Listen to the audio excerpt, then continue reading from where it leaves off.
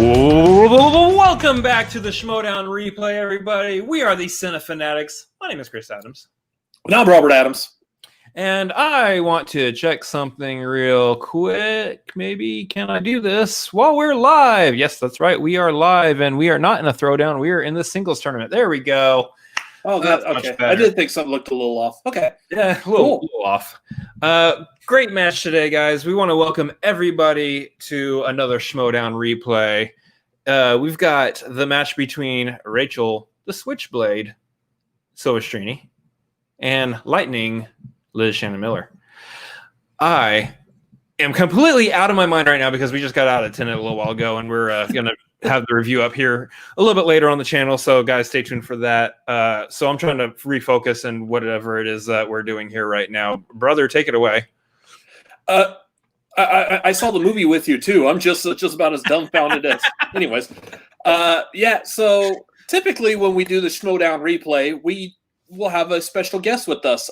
This is, I believe, the first time we actually have a repeat guest with us because she joined us during the event watching the Guy versus. I see her making like all the hand gestures down there too. No, not me.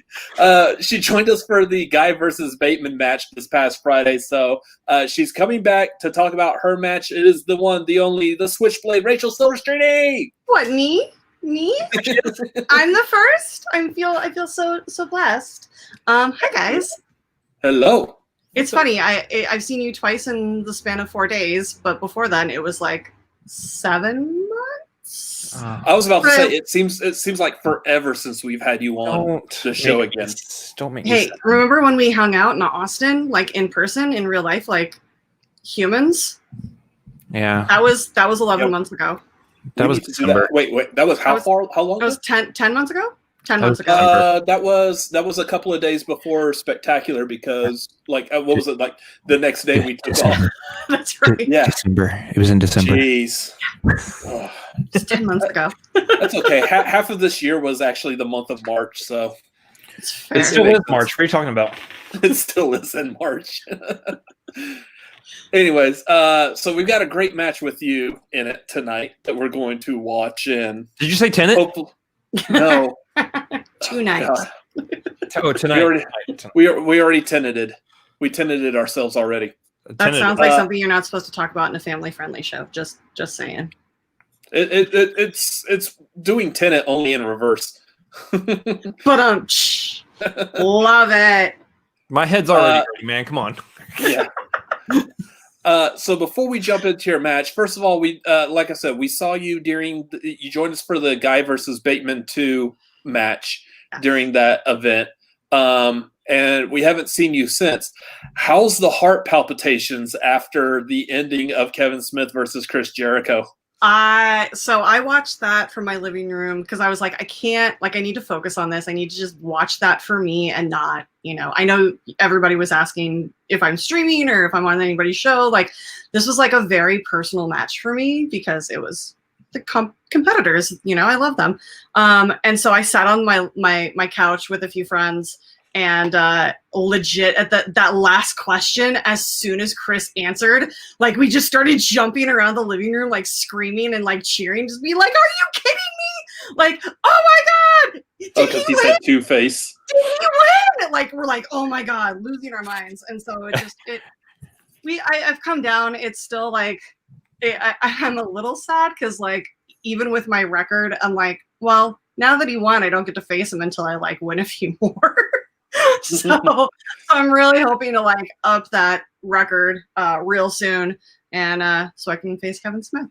Especially because it sounds like right off the bat, like, so Kevin, who do you want to play? He's like, give me Dan Murrell. Like he just went straight swinging for the fences. Well, yeah, which makes sense, and it's not Kevin Smith's fault that Dan Murrell currently has the singles belt. Well, he also knows Dan. Like he's participated in movie fights for forever. What I do want now, not necessarily to face Kevin, is I would love to face Chris Jericho in a Kevin Smith off. Ooh. Because Jericho claims to know his Kevin Smith, and I'm like, oh. Crack my knuckles. Excuse you? He did pretty good. He did okay. Like he did surface, like for me, that was all surface level Kevin Smith questions. I'm like, let's get real heavy and deep. Like Like let's dig into this Kevin Smith category the way that only PJ can write it, because he's just as big of a fan as I am. So like let's let PJ loose and just like write all of the Kevin Smith stuff. Is there an anniversary to one of Kevin Smith's movies coming up that y'all could just schedule an exhibition around that? I mean, we don't need a reason to celebrate Kevin Smith, but yes. No, never. I'm just saying. There's a few. I think we just, Amy's coming up, I believe. I think we just passed the Chasing Amy release date. I know that it got released in '95, so it's on its 25th anniversary this year. But I think the actual release, like the specific release date, was like March. I think. I don't know. Yeah. We're not being quizzed on that yet, so I'm not memorizing that yet, guys. The back of what type of vehicle is a very uncomfortable place for Shannon Hamilton to be with you at. Like the back of a Volkswagen? The back of a Volkswagen? I make that joke so many times, and people just like, they're like, what are you talking about? I'm like, never mind, I'm funny. I'll just laugh at my own jokes. It's fine. I'm that person. But yeah, no, that match was amazing. I'm so glad that it was like an actual competitive match. It was fantastic. I loved it. It was so great. I want more. I want to see more Jericho. I want to see more Smith. Preferably with me involved. But Christian knows how I feel. So yeah. So yeah, that was a really good match. Go ahead. Real quick, let me throw it over. Yeah, shut up. Let me talk. Real quick, let me throw it over to the chat. We got MovieFanobi dropping in the $9.99 super chat. Rachel, hello there. Adams v Switchblade equals bloody good time. I don't know. Oh my God. I'll be on this channel. It's not that would be a language here, but anyway, that's right. Just like MovieFanobi did, guys, you can drop in questions and comments in the super chat. You can also drop them right here at streamlabs.com/cinefanatics. If we see something in the Streamlabs, we will absolutely pause what we're doing, read it out loud real quick before we continue on, so you can interrupt us with that. Also, we haven't we've done this so many times. How do I not know how this works yet? We all, yeah, I got it. We also, the two of us, have not seen this match yet, so don't spoil anything in the chat for us until it's already happened. And if you want to spoil, again, streamlabs.com/cinefanatics. That's a 20 spot per spoil if you want to drop that. No, it is a tournament. That's a 50 spot, guys. $50 to spoil the match. Look at Rachel's helping us get our rent paid. That's fantastic. I'm just saying, a regular season match can be 20, but this is an ultimate Schmoedown tournament, guys. It is. This is why you're on here for the second time. Guys, I've only worked in sales my entire life. The Switchblade. Know your value. Do not cross her. Don't make me angry. Drop a 50. Anyway. Don't like me when I'm angry.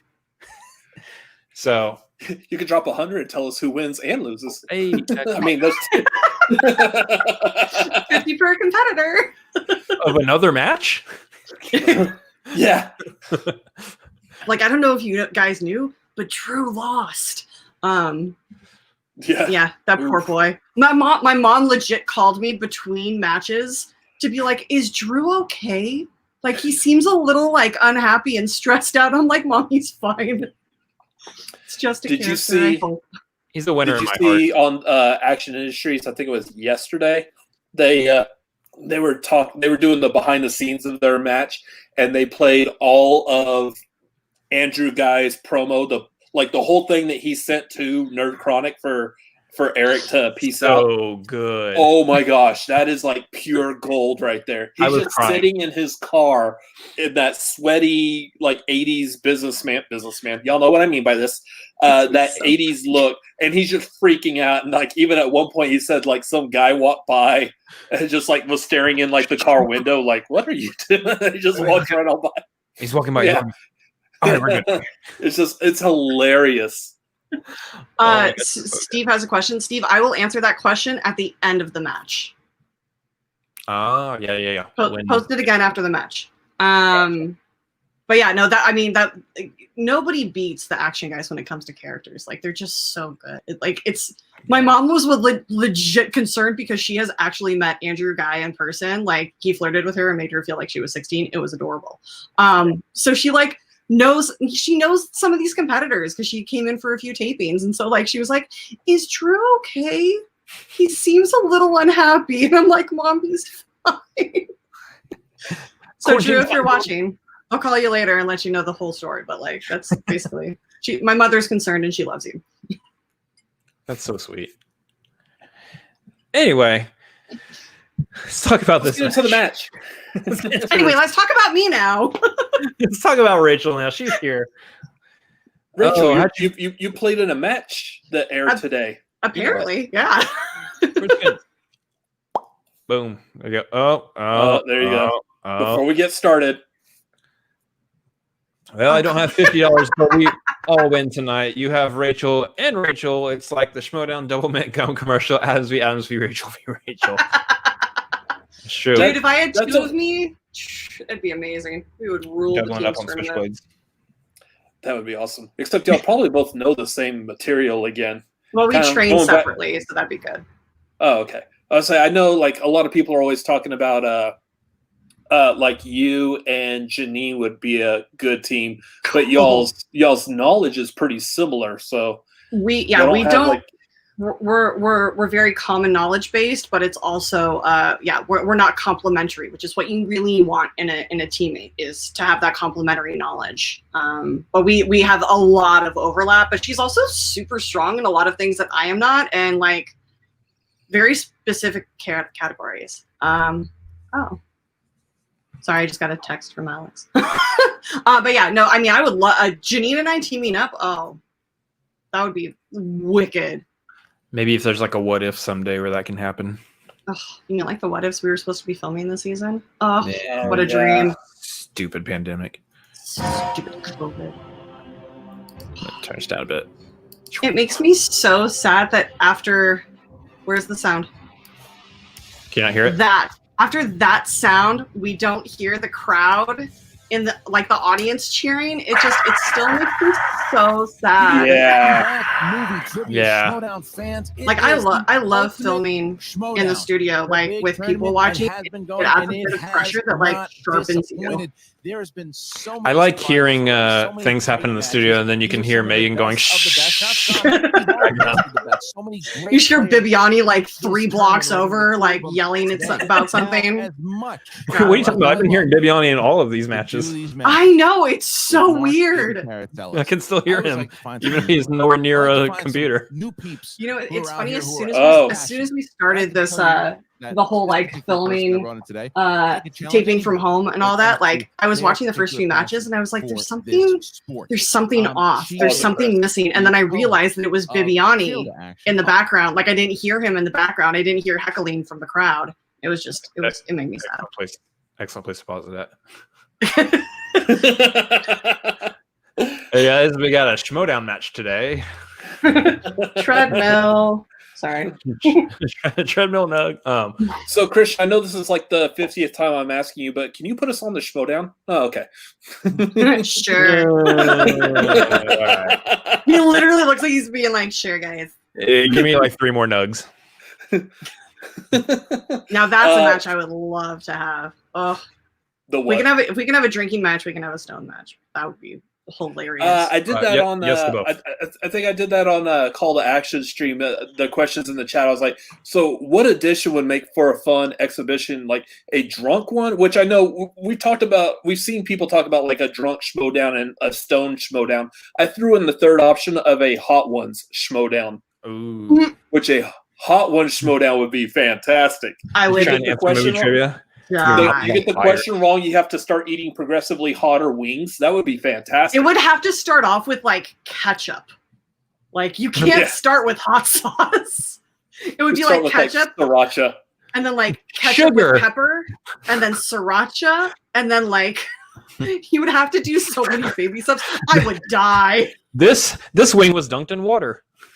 Yeah, pretty much. This is a saltine cracker.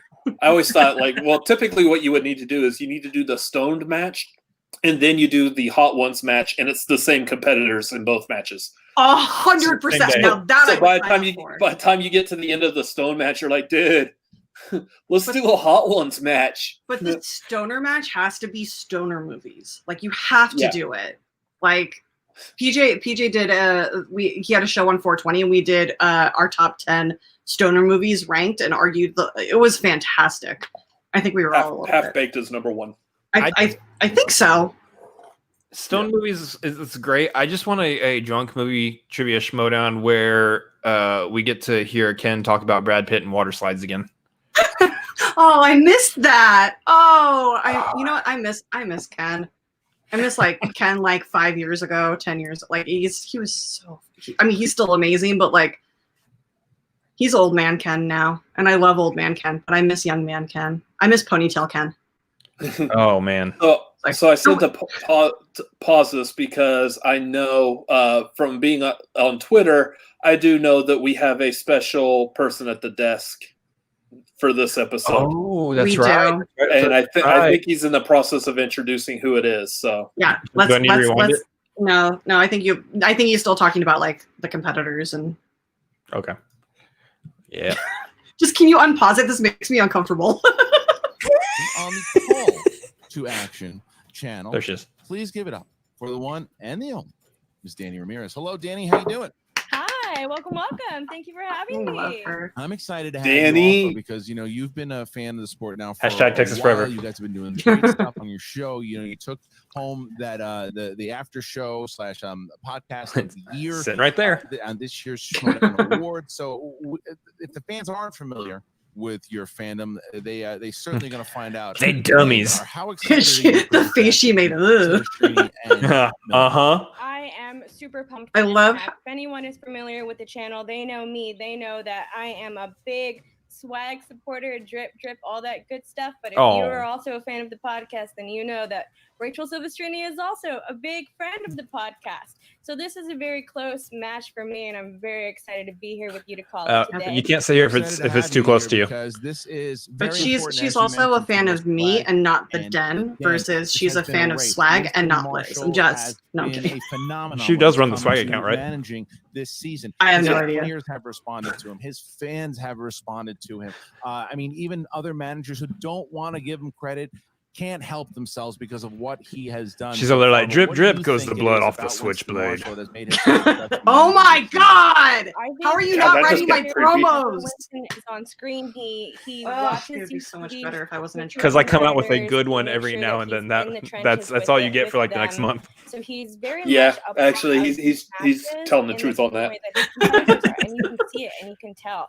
And it's very refreshing to see a manager go. I mean, through if I were to something do my like own that with promos, I'm his sure I players. would do Well, it's great. funny You say know, that, especially in the case wink, today wink. of Liz Shannon It Miller, was just, who, it if was, you- I if have you to pay say, it attention was to the so hard to Schmoedown do my channel, you promo know against the Liz trivia mind of because Liz she's Shannon so Miller, and she is nice. just- she's phenomenal. Like, But the thing is, there's she's also always not said, like, and she's always she made it doesn't public, really have a grandstanding, personality the built around talking her. smack, she's And like, never- it's that's just one not of why those she got things into that's this. like, She got in this thing to answer Kindness. like there's, it just, However, it feels comes like to anything Winston that I would Marshall, say would be who cut against promos Liz for as her, a person I and think not it was the a, first and not time like where Liz was Lightning like, "Oh, yeah, Liz, because okay. like, I see don't what feel you're like doing there there. is a character of Lightning Liz, so I can't, like, I didn't want to attack her and not, you know, and I think it's her- quite a different her energy out of character. Liz for sure.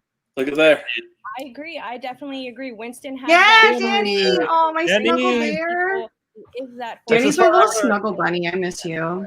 Now, on the other side of that, you got Rachel Silvestrini, who I will take and scream. Her hair does look good. Wait, She's always really good at like her hair. She's Oh, we're talking been about Oh. Rachel too. Oh, no. Rachel's hair looks. Rachel also has good looking hair. Thank you. I The do like you. O2 record doesn't do it. Everybody's That was hair. my favorite entrance. I'm not even joking. Dude, I love that flask.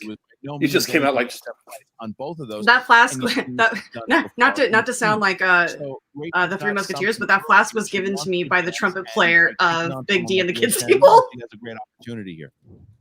Absolutely agreed. I agree with you. Her record does not prove what type of competitor she is. Sometimes True. we deal with bad luck inside of the Schmoedown, but anyone who is a fan of this league knows that Rachel Silvestrini is not messing around. Wow, it's like It's coming for it's like blood Danny this knows her season, stuff and has I watched am the show a so few times excited before. to see it. I This know, Yeah. right?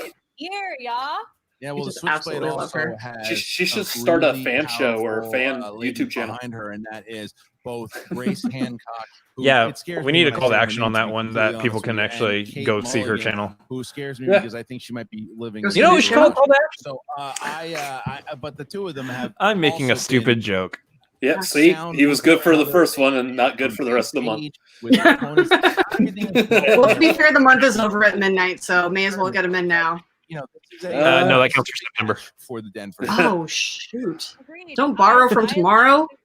Kate and Grace work with each other. Hour and 30 Grace minutes. is more behind the scenes manager, where Kate is very up there and forward, and you can really see the camaraderie between the two of them. And it's really great to see two wonderful women work so well together. Like, I like Well, the there's a lot placement to say about of how we got here, the and we're gonna posters show you behind a little Christian, bit. but I know that they're also just like sitting on the ground, and like I just want to put them up. Okay, great. Yeah. And, Okay, I have not watched this.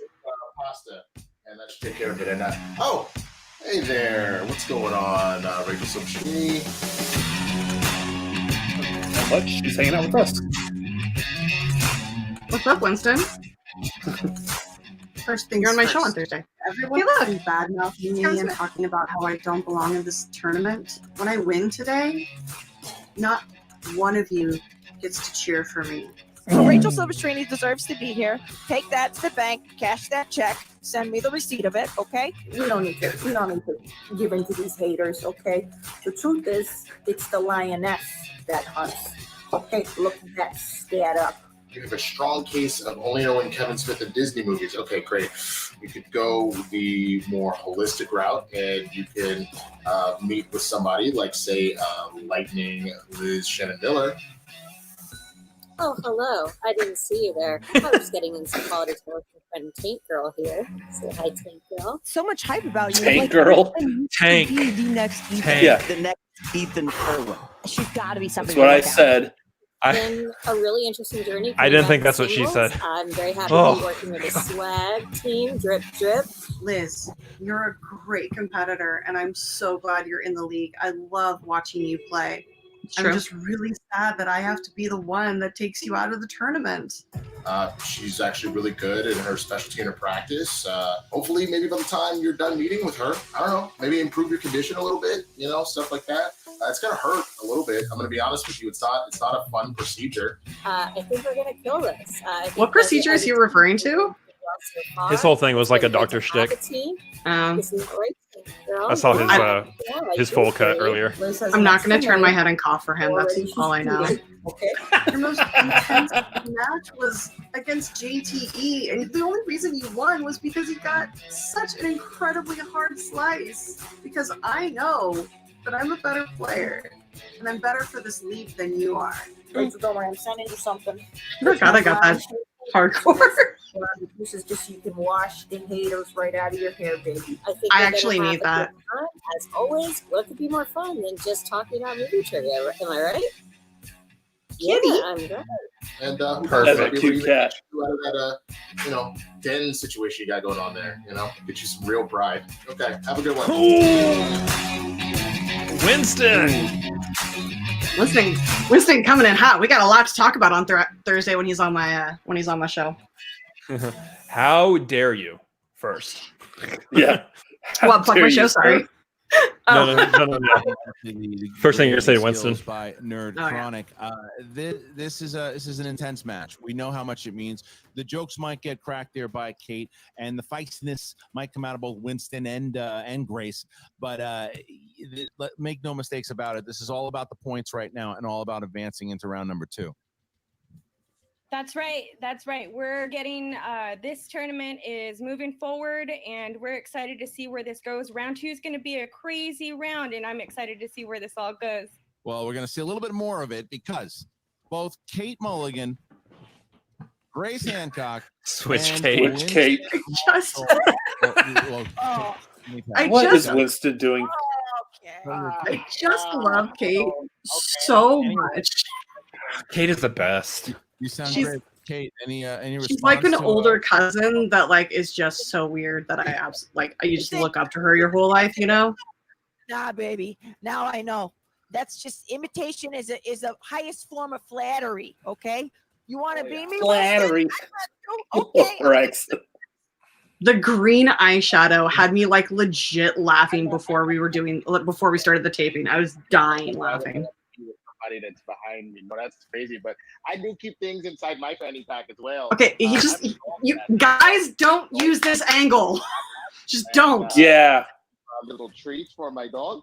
and they're my AirPods because you never know when you might want to listen to a podcast about movies. All right, yeah. I gotta be honest with you. I can't tell if I should be offended by whatever accent you're doing or laughing. 100%. I don't even know what it is. I don't even know. It's like a completely different. He was like more Wisconsin. Planet. Yeah. All right. So I gotta ask you real quick, Ray. Well, I love it because like his name, Winston Marshall's covering most of the letters on the shirt, so all you see is the CK. Which you could probably like try to guess what word might be on the shirt. We know it's black, but I mean, what other word it could be? You're like, yeah, but if you're like walking by and just see that, you're like, yeah. No, and I just want to say all I saw was a Winston Marshall. On the panel today. Although Marshall? I have to say, Marshall. 99% of my well, joy this you continue to be in your lollipop no, I'm world. very excited. Much like Jamie just said, we've put her up against really, really, really rough players as always. Christian, very unbiased. I feel like we haven't gotten enough from Grace this season. I show us get it, the pandemic, reality and whatnot, but we love the fighters. she's just consistently so good and consistent. Yeah, but we we just also don't like count if you look back at Grace's like contributions, like it's always been kind of bare bones. Like she's there when you need her, but like she's not going to be the one that does the promos or. We're seeing two lovely ladies go into it. If there was one thing specifically that you had to say to your opponent, what would you say to them? I am not a proponent of managers speaking to the other team's competitors. Okay, it's something that you spray In the promos or just in general? so that the heel doesn't. In general. So in I'm gonna general, stick this in the mail. definitely during the match. Get bothered by Rachel. Oh, all right, guy. I feel like Yeah, so a couple of I things. don't know. First of all, when I say to my, I had a thought, but I didn't want to. I don't want to run with it. I got something for you too. This is a rose spray. It's to spray off that clown makeup you put on today. That's the first thing. And the second thing is, Liz, I know you could probably already hear me. Don't worry about these clowns. It's ladies' night, but you're the one that's going to get the VIP section. Oh wow, Grace. Nobody likes the VIP section. Like really? Okay, fair enough. All right, listen. No, I can't. Okay. All right. Listen. Let's. This is massive for you guys. Obviously, swag. Dude, Garth, yes. Getting closer and closer. But I want it to be done like back to back, so you can like just see each other in the background, but they're holding up their phones. Like I want it so badly. We're going to. Oh, like they're both in the same shot. Like yeah, but they're literally standing back to back, filming their promos at the same time. So you see her, but Kid is back here. Yeah, You're seeing them like exactly. actually like work off of each other in the moment. That would be amazing. Especially if like one of them turns around like, "Would you shut up? I'm promoing here." I'm also not certain if that would make things easier or harder for Eric. Probably easier because he could like time it up and sync it. Of 0 wins, 2 defeats in the singles division. Yeah. She is Yay, my record. Switchblade Silvestrini. I love how much that has stuff, guys. You're the best. The Switchblade. Yeah, because it was a. During entrance here. I actually talk about The other big victory is it's a reach away because you're going up against Lightning Liz here today. How are you feeling going into your first round match? I'm not worried. Not at all. Her 2 losses were to 2 incredibly strong competitors, just like my 2 losses were, and her 3 wins were very much softballs. So I think this is actually going to be a really good test between her and I to see who really is the better one. Wow, interesting. JTE, former champion in the team's division. Whole lot of Rachel on the screen right now. It is I mean, I'm not thin, so yeah. I'm kidding. It's not what I meant. It's not Not at deprecating all. humor, guys. It's fine. I love my curves. I know. I know. My dummy self does it to my dummy self all the time. I just maybe it's a jerk move on my point, but I love pointing stuff out when someone's like, "Wow, you're like really big in the industry," and I'm like, "Just call me fat." Like I know that that's not your intent. I just like to make people feel uncomfortable. So. Liz has arrived. Liz, so good to see you as always. You know, Every time the swag theme plays, I have to do that. It's so good. It Like is. it makes me angry how good it is. Now, It's the number thing two. is- It's number two for me. The thing is, like, it doesn't look like it quite fits Liz Shannon Miller when she's just sitting on the couch, like in that, like. Right. You know who she reminds me with swag, and this is not to put Liz down at all, but Liz reminds me of the mom in Monsters University that drives them, like, you know, Squishy's mom, whose house it is, and she's just like super sweet and everything, and then drives them to go break into Monsters Inc. And then she sits in the car and like listens to death metal. Like, that's Liz to me.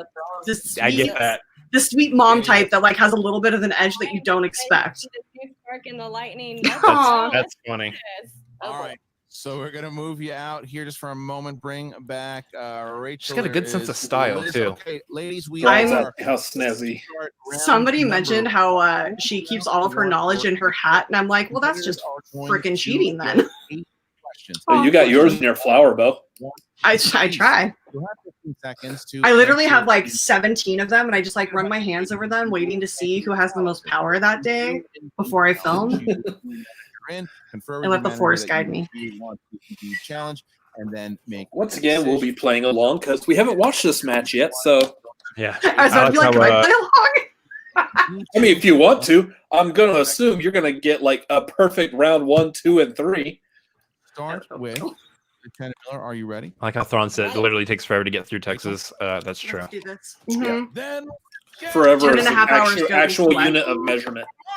Between Austin to Los Question Angeles, number El one, Paso is the halfway point, Category number 1. which is stupid. Action/adventure. Who starred as the titular hero in 2014's Hercules, which was directed by Brett Ratner? It legit took everything within me not to put down my whiteboard and go, Hercules, Hercules. Thank you very much. I'm glad. See, this is that's a good way to get me. I'm gonna replace you. I'm replace our Ellis now, and you're in. And we have. Was that Hercules? I'm between two people. 3, 2. I think I'm right. 1. Liz. I know I am. Dwayne Johnson? Yes. And Rachel. Oh, I'm not right. All right. So Did you say Jason Momoa? Jason Momoa. You put Jason Momoa was Conan. That's what it was. Right That around was the the same other one. time. Yes, yes, tan men in loincloths. Cher famously says, "Snap out of it." Out of it. What 1987 shoot. rom-com, which was nominated for Best Picture? Oh, I don't know. Can I just say how much I appreciate the fact that she says the quote like the line is said in the movie, because it literally is part of it being a quote from a movie. Yeah. Snap You know? out of it. Yeah. Yeah. 2, 1. Pens down, please. And Rachel. Moonstruck. Yes. Liz. Nice. Moonstruck. 2-2. As Moonstruck. That's exactly what I didn't put. Of drama. Good job. I got to use that the next time I get one wrong. In which 2003 film? 2003. Sometimes you get those years, Danny, and you say, I mean, does that trick me? Do I get it? Does it help me? It is so different playing with their voices directly in your ears as opposed to them whispering across a studio from you into microphones that pick up their audio for the playback. 1. Pens down. It is please. incredibly distracting.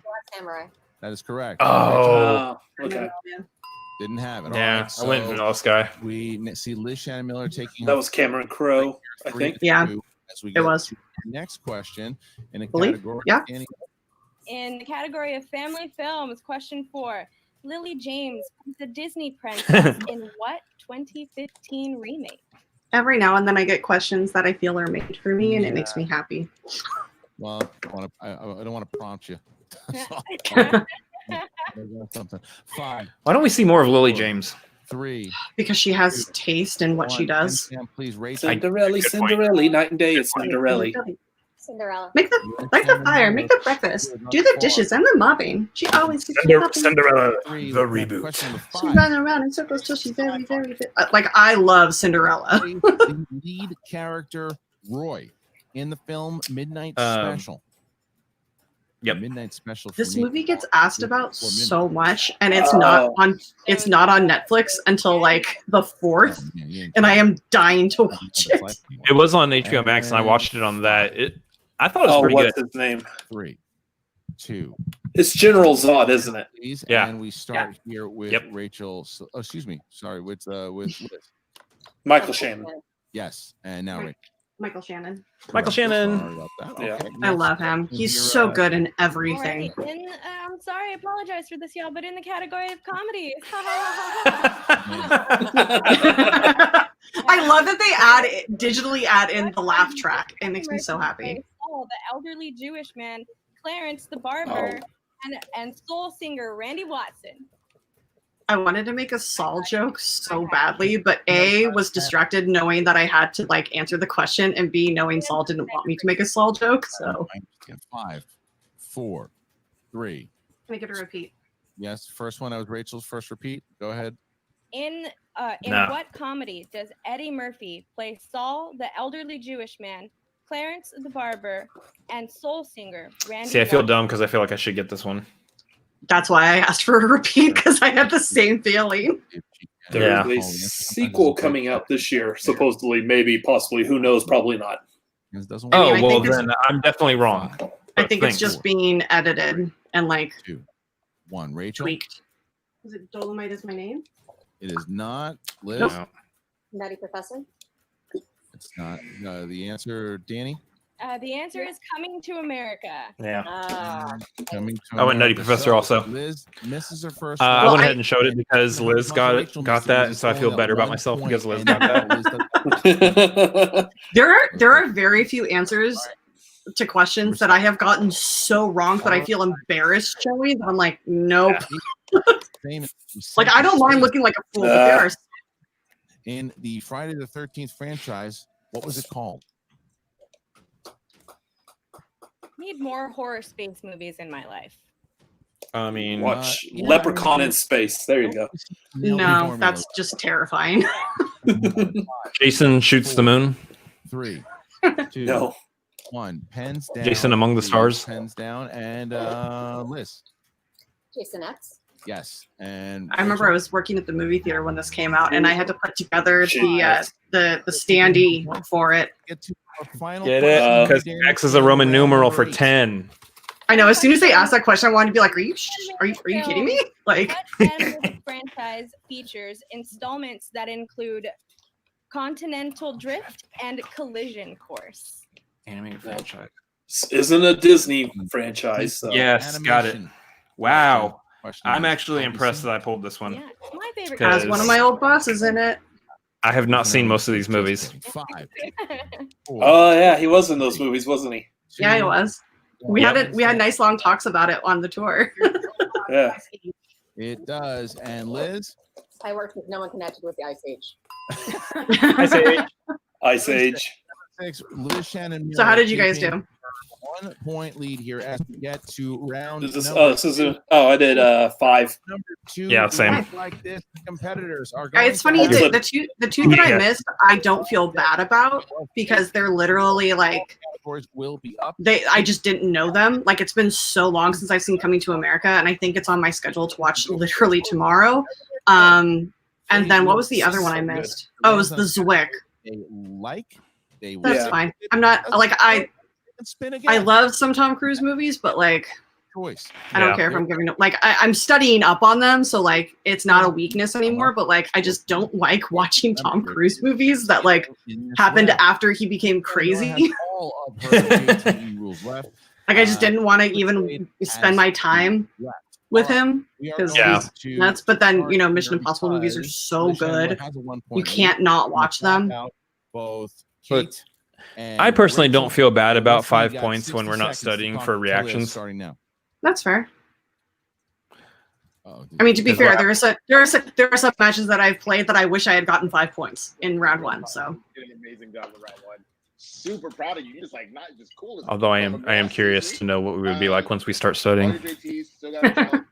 I mean, to be fair, start studying now because the draft is going to happen in what 4 months. It's fair. And 4 months goes by like that because 2 of those months are completely deleted from memory because of holidays. Let's keep it going. Pretty much. This game.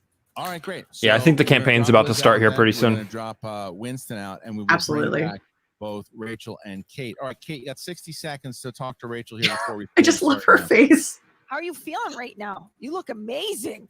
Thank you, Mama. I'm feeling good. Like a 1-point lead is I absolutely. love that she has like she has nothing on the walls, and that's just fantastic. I'm feeling really good.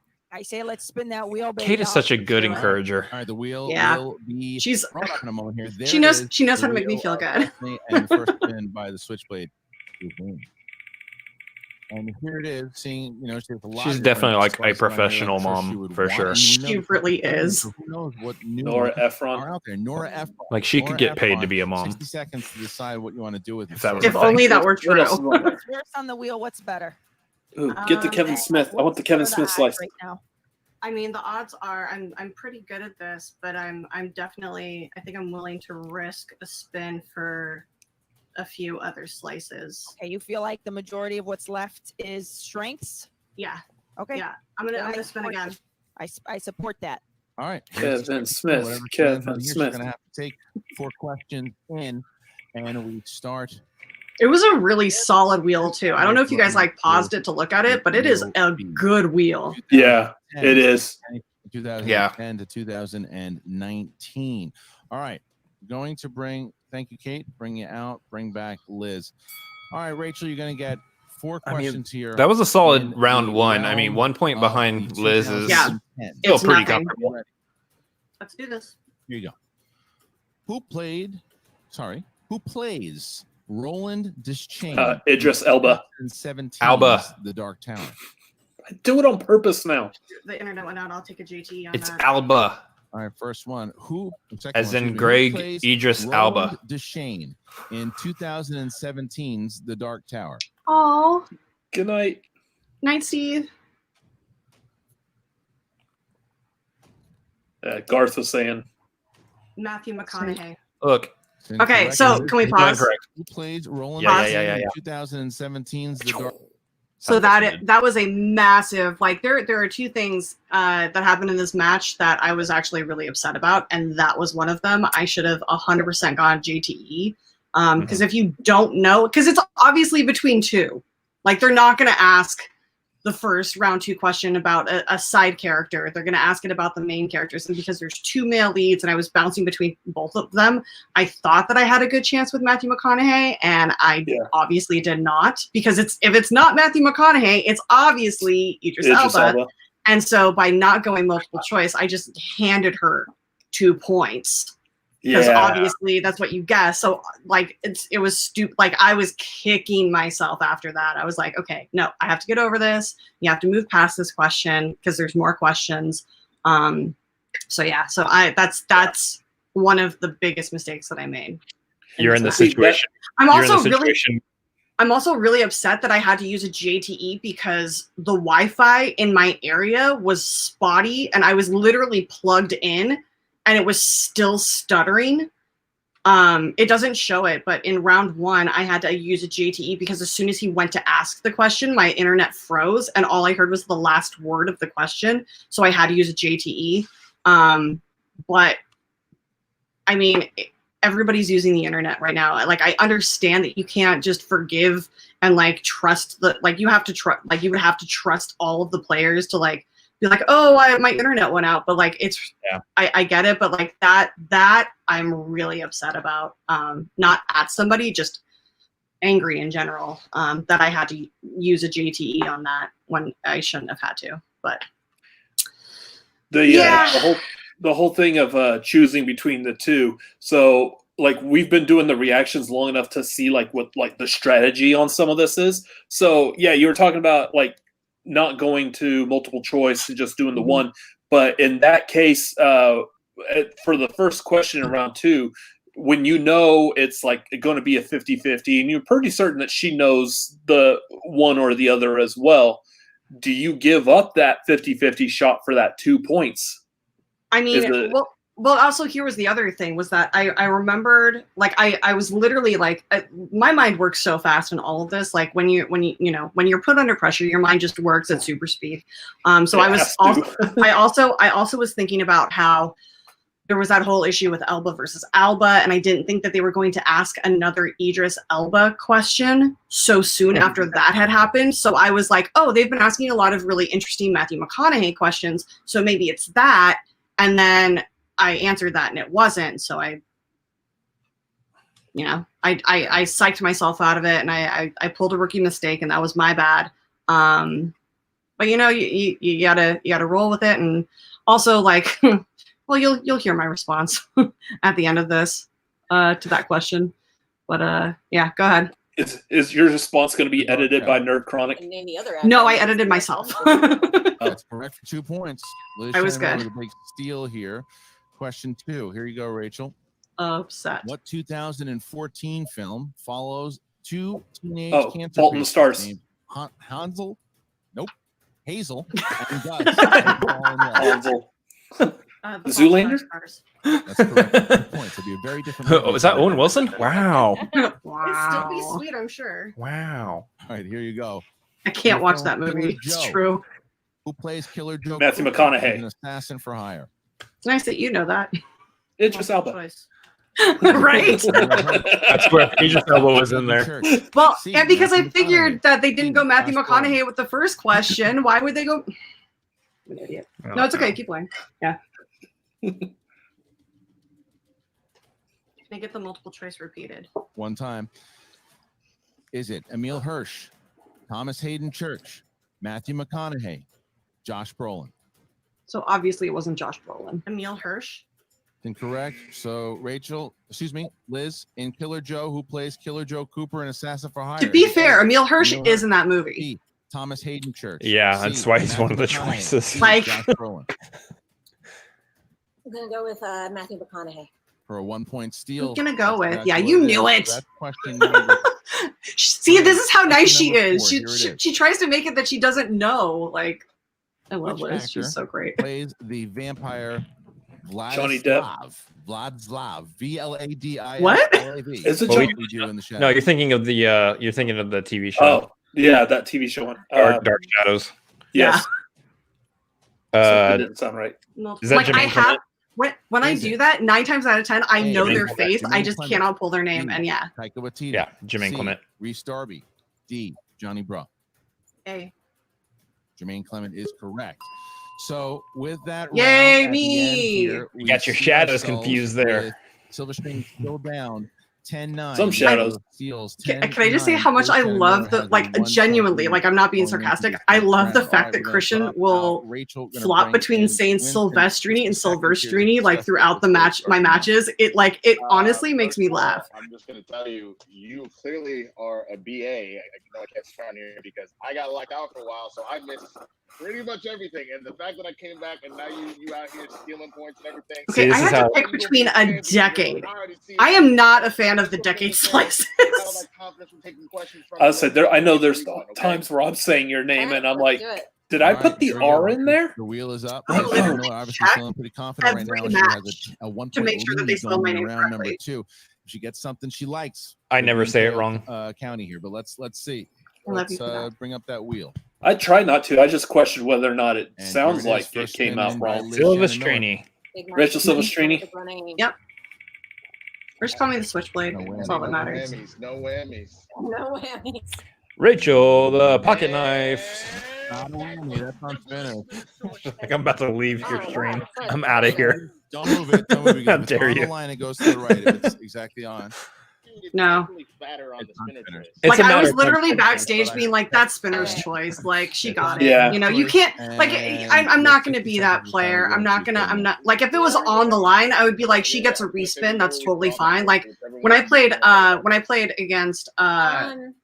against Roka, and he, like, objected to the fact that, like, the ticker, like, caught on one of the pegs and, like, when you're snapped ready, back. when I are was you ready? totally fine with giving him another spin. Irish Like, gonna I drop did one not spin want out there to here. be any And question back. of my win or loss. Like, if it was going to happen, it was going to happen, and I wanted everything to just be completely above And here we board go. and fair. Rachel is back in. And I don't know if you now saw, but Liz she will picked have 4 SNL questions movies. standing in, Ooh, that's an SNL interesting movies choice. starting She's on- also like a SNL TV movie. writer. Like, what Good point. 1980 SNL based Blues Brothers. the main characters say Yeah. we're on a mission from God. The Blues Brothers. Like, I get Nice this is a points, category alright. that hasn't been Question used, number but Question 2. Who are there voiced harder questions that could have been asked? in the film MacGruber? Will Forte. Will Forte. Yes. Yeah. Some more points. All right. And then let's MacGruber! these final two so far. I wanted to scream that out during that question 59. too. Next. Question 3. Characters sing along to the song Bohemian Rhapsody Wayne's in World. what SNL film? Wayne's World. And now it is 14-9, 14-9, and now we get I think give or take the 2 last points, you know. question in round number 2 here for Liz. That's right. Last question. In SNL, in Coneheads, which SNL star plays Ronnie, a mechanic who begins Adam the Sandler. daughter of No, the it's not. Conehead family? Or is it David Spade? No, it's not. Dang it. Alrighty. We'll discuss Your their name and all. choices are A. Chris Farley, Chris Mr. Farley. Mulner. Adam Sandler, I literally looked this up right before this, and then when I saw SNL on the wheel, I was like, oh, I could totally nail that. And then she like gets Spinner's Choice and nails it. And I'm like, Correct there. So Liz Shannon Miller Yeah. right now is now up I miss Chris Farley. 9 after blowing Dude. through the Saturday Night Live category. First time ever used, I believe. So she got some really good questions there. And I mean, to be those fair, two if you buttons, don't those do two at going least back 7 for points when you get Winston Spinner's and Choice, like, all right, round number come 3 is on. about to begin Yeah, here, Like, and you true. legit put slices on the wheel that you are comfortable in and think that you can get 6 to 8 points in. If you can't do that, then like you really shouldn't be playing. They will get a 5-pointer. All right, But just also, a it's a reminder super here narrow before we get category. started that, I mean, Liz she Shannon Miller she has played all well, the but JTEs. like, Rachel wow. Silvestrini has 1 JTE left. Both have their challenges should they need it. All right. So, because Liz, you are in the lead at the moment, please pick your 3 numbers. 15, 16, and 17. 16 and 17 for Liz and for Rachel. sorry, I missed her numbers. What were they? Her Because numbers my internet went 15, out again. 16, and 17. Nice. Okay. I will Helpful. go I'm gonna get a JTE on the numbers. 3 and 7. 12, Oh, 3, and actually- 7 for Rachel Silvestrini. All right. I She's just want Silverstream. to clarify, her having you repeat Liz's numbers it doesn't count as a G. Not this time. No. We keep making that joke. All We right. keep we'll make a joke about something, and then one of like the commentators will say it. Usually, Mark Ellis says it like Oh, later right. on, but yeah, that's a continuing thing that happens here all the Yeah. time. All right, here we go. Well, first of all, Christian, I'll bring you a whole case, sir. No problem. You know I'm in Scar. I agree with Starju. Coneheads is an underrated SNL movie. It is so good. I haven't seen that in forever. It is one of like the epitome 90s type movies. Yeah. Like if you did not grow up in the 90s and want to know what it was like growing up in the 90s, watch Coneheads. And Valley Girl and Now Buffy. you're gonna have 60 seconds here. Liz, obviously you get a chance And to respond. consume mass quantities. Thank you, Winston. Ooh, Bridesmaids. Do you think that is a Saturday Night Live movie? No, No. it is No. not, because the characters never originated on Liz Saturday Shannon Night Miller, Live. Showing in Yeah, the it's not based on Although, SNL. although did Lauren You're here, and now you get 60 produce that? seconds to talk to Lauren He might Michaels. have. here, Kate. That was Paul Feig who directed it. I don't know if Lauren I know- Michaels. Needed a 3-pointer. He might have. John Paxson hit it. I wouldn't. Lauren I wouldn't, Michaels. 3-pointer. I wouldn't be Did he do, surprised. Yeah, Okay, you're my Steve Kerr. Cam is here. You're my John Cam. Paxson. It's my gonna mom be loves you. Oh, Oh, playing behind. That's what we like. Did Lauren Michaels produce Mean Girls? Because that's kind of the same thing. Yes. It's a whole bunch of SNL yeah. alumni. But also, you know, she wrote it too. Not obviously Lauren Michaels. Tina Fey. Tina Fey, thank you. Because because that was based off the book Queen Yeah. Bees, the Wannabes. She was also very involved with the forming of the Broadway show. Mark Wahlberg's character plays Football. what sport in 2006's Invincible. Football. Correct. Was 2 it points. ice hockey? All right. So, So that was Miracle. Underwater paper. Was it underwater paper? mache? Underwater paper mache. and she now will Underwater- answer this basket weaving. three-pointer Yeah, underwater basket weaving. in Yeah. realm of new releases. We don't know anything about sports. From the last 12 to 18 months. Here is your Except the 3 underwater basket weaving is definitely a sport. Oh, Right. guys, it's important. both leads of the 2020 film The Rhythm Section, Ooh. about a woman that trains with a professional to seek revenge on the people that killed her family. I haven't even heard of this movie. What? Sterling K. Brown and Mrs. Ryan Reynolds. 5, Blake 3, Lively. 2. Repeat. 1. All right, last one here. I don't think I've even heard of this. Of the lead. It was in theaters for a hot The Rhythm second. Section, about a woman Huh. that trains with a professional Wow. to seek revenge on the people that killed her family.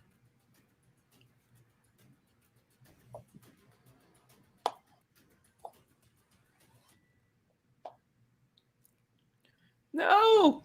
No, pull it. 5, Pull 4, Sterling K. Brown and Blake Lively. Yes. 1. And No. your winner No. by way of technical knockout. Hold, please. Keep playing, but hold that reaction. Lynn Miller. The two leads of the movie were Blake Lively and Jude Law. Were the two main leads of the movie. Are you? I see you have a question on your. I don't know. What was the question? Kate.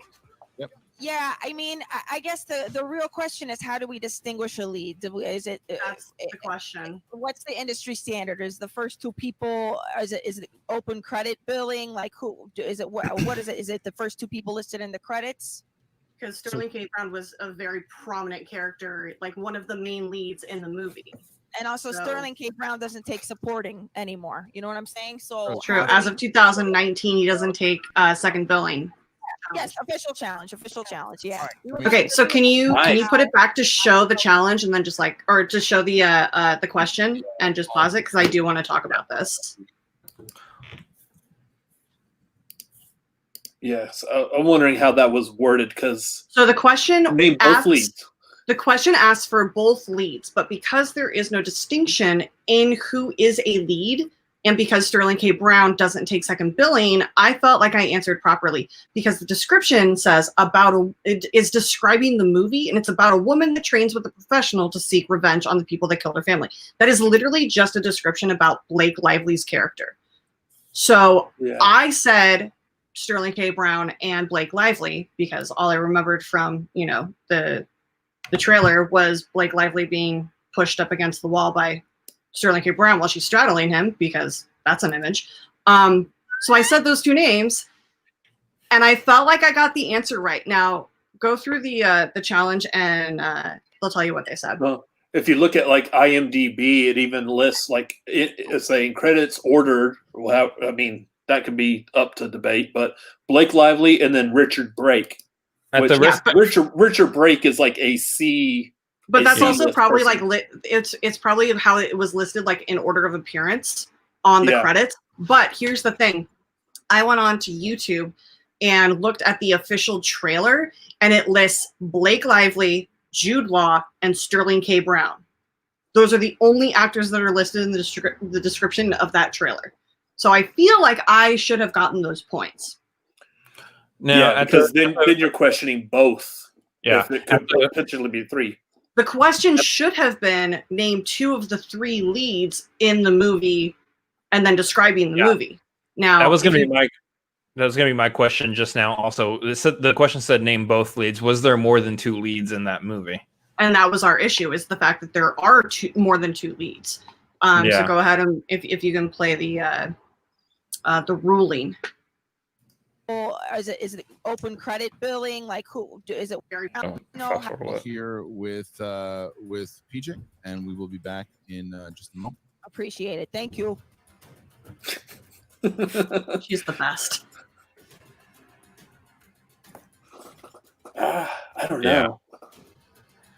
I mean, if there's three leads, then yeah, that does come down to All right, and we are back after some deliberation. a question thing. So even though the question itself talks specifically about the woman who trains with a professional, which I got, are the two particular characters. It No. wasn't specific enough to ask Rachel Silvestrini, who played those particular characters.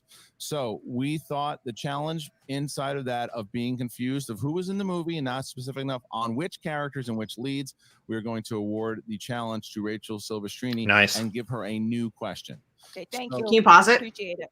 So we I'm actually a little upset with myself that I didn't argue to get the points because I technically answered the question. Do you agree or no? Like, it's just one of those issues that I didn't want there to be an asterisk if I had gotten the question and then got my 5-pointer. Like, the only thing I can think of is if the answer to the question has how they had it laid out was Blake Lively and Jude Law, and they're throwing it out, then that means that the answer of Blake Lively and Sterling K. Brown would also be just as, I guess, wrong as Blake Lively and Jude Law. It would have to be thrown out also. So the question then is, if it's a case where it's definitely there's 3 leads, then that means the question was written incorrectly to begin with. In which case, then you throw out the question technically. And I don't want anybody watching this to think that we are against the question writers. PJ is one of my best friends. I understand and respect everything that they do. Like, not everything can be pre-read, but like, and he did have a say in it, and I totally respect it. But like, I do think that there is a form of contention, the fact that I didn't get the 3 points, but it is what it is. They ruled, and that's totally fine. And I have to say that this is probably the best challenge, and the least ego challenge that has been used this season. Because it wasn't because I felt like I was wronged and tried to like twist the answer. Because I think that logically there are more than one answer to this. You used the challenge correctly. You did what it's there for. I see Christian all the time talking about I don't like it when people challenge for these reasons, and we've seen a lot of those reasons play out lately. This just complete strategy move to get in people's heads, what have you. He likes it better when the challenge is being used to actually, more or less make the show better, I guess is a way of saying it. But I say what I say, not to bring any flack on the question writers. Let's keep in mind, and it's one thing that since we had a bunch of question writers on the show last week, I want to keep in mind the question writers are human. They are human beings, and sometimes things do slip through. That doesn't mean that what have you, like we don't expect absolute perfection out of them. We do, we obviously expect things to be tight and clean and whatnot, but sometimes things happen, in which case you use the challenge correctly in the case that this question wasn't written correctly at this point. It was just oddly worded, and I don't like it. It's fine, and it was what it was, and I agree with the ruling, but I think that if I had fought a little bit harder, I may have gotten those 3 points. But who knows? Who knows? It was a good challenge. It was a good call on their part. But it was definitely a rough contention for me. But yeah. So I get a new question. There's Jude Law and Sterling K. Brown is a very different film. Yeah, especially if one of them's still playing a woman that's trying to get revenge on her family. I'd still watch it, and it'd probably be just as hot. It's fine. Those are 2 very attractive men. It's fine. Honestly, that sounds more interesting to me. Right? Let's look at Jude Law or Sterling K. Brown. I'm not picking. Yes, just yes. Sterling. That sounds so much more interesting. Why a new question if? Well, but that. I mean, yes, a new question makes sense in the fact that like it's too. A new question because it's not because the question itself, what the intent of the question was specifying the teacher and the woman that Blake Lively plays. So that is the question was asking for, but because it was not specific enough and it confused you, we're giving you another question. That's not the reason why they gave me a question that I used on that. You do because the question itself is getting thrown out, so you will not be charged. You have one more JT left. Nice. Right, we appreciate it. Thank you. Good challenge here as we are going to move. Game ain't over yet. And Seven Shepherd, but I still got my challenge, so it's still legitimate. So we're going to stick in the category of new releases. Here we go. Yeah, that's who plays. It's muddy. Bernie Taupin, you don't go based on posters to all the time. Oh, in 2019's Rocket Man. The Thing from Fan Four Stick.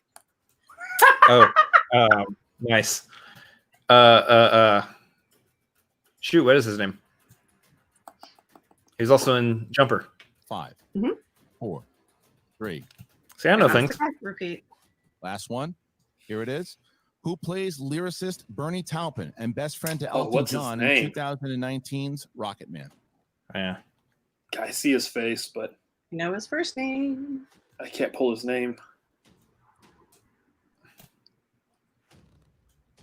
5, 4. It's Jamie something. Bell. I don't have Jimmy it. Bell. Oliver. And your winner. Yeah. That's where I was at. I needed to hear the first name. Yeah, see, I was thinking Bell, but then I was in my brain, Josh Bell kept popping up, and I'm like, it's not that guy. Right. And then all I could think of was Jamie Oliver. Rachel, gonna put you in the waiting room at the moment here. I am hungry. Yeah. So it's interesting to think of what would have happened had I fought harder for those 3 points and gotten my 5-pointer. But yeah, it's This is big. Really big. I mean, Liz, Shannon played great. not only do you show She that played kind exactly of how she trivia should have power that you have in the by past, getting going up your Spinner's choice. Like, now if and she two gotten any less than that, I'd be really disappointed. points. But, Those are you know, 4 massive points for Swag. Looking, because they of did that get 4 knock, points, good about this victory. and now I'm 0-3. Again, like it was I don't know if it can be like given away yet, or if it has been. But do you know if you and Ben are in the teams tournament or not? I don't know yet. That or not. Okay. I don't know yet. We're debating and talking, and the den is huddling, and yeah. I mean, to be fair, even if I did know, I couldn't tell you, but I legit don't know. Pandemics are good things or anything, but It's between you guys or Paul and Tom. it's a little more relaxing to be doing this on my Or maybe couch we than throw a it is in the curveball. studio. There could be like just some other randomly formed team. Maybe we play our last 2 players in the den that haven't played yet. Coming into this match, bring Alex. Maybe that happens. Yeah, that's true. Swag, Alex Drip, and Drip, can't Vanessa. wait. Are you excited to see Liz continue on into this tournament? Oh, absolutely. Let's get James White and Brett Sheridan. I do have to say that I did, as soon as I lost this, I was like, you know what? I don't have to face Chance, and I'm fine with that.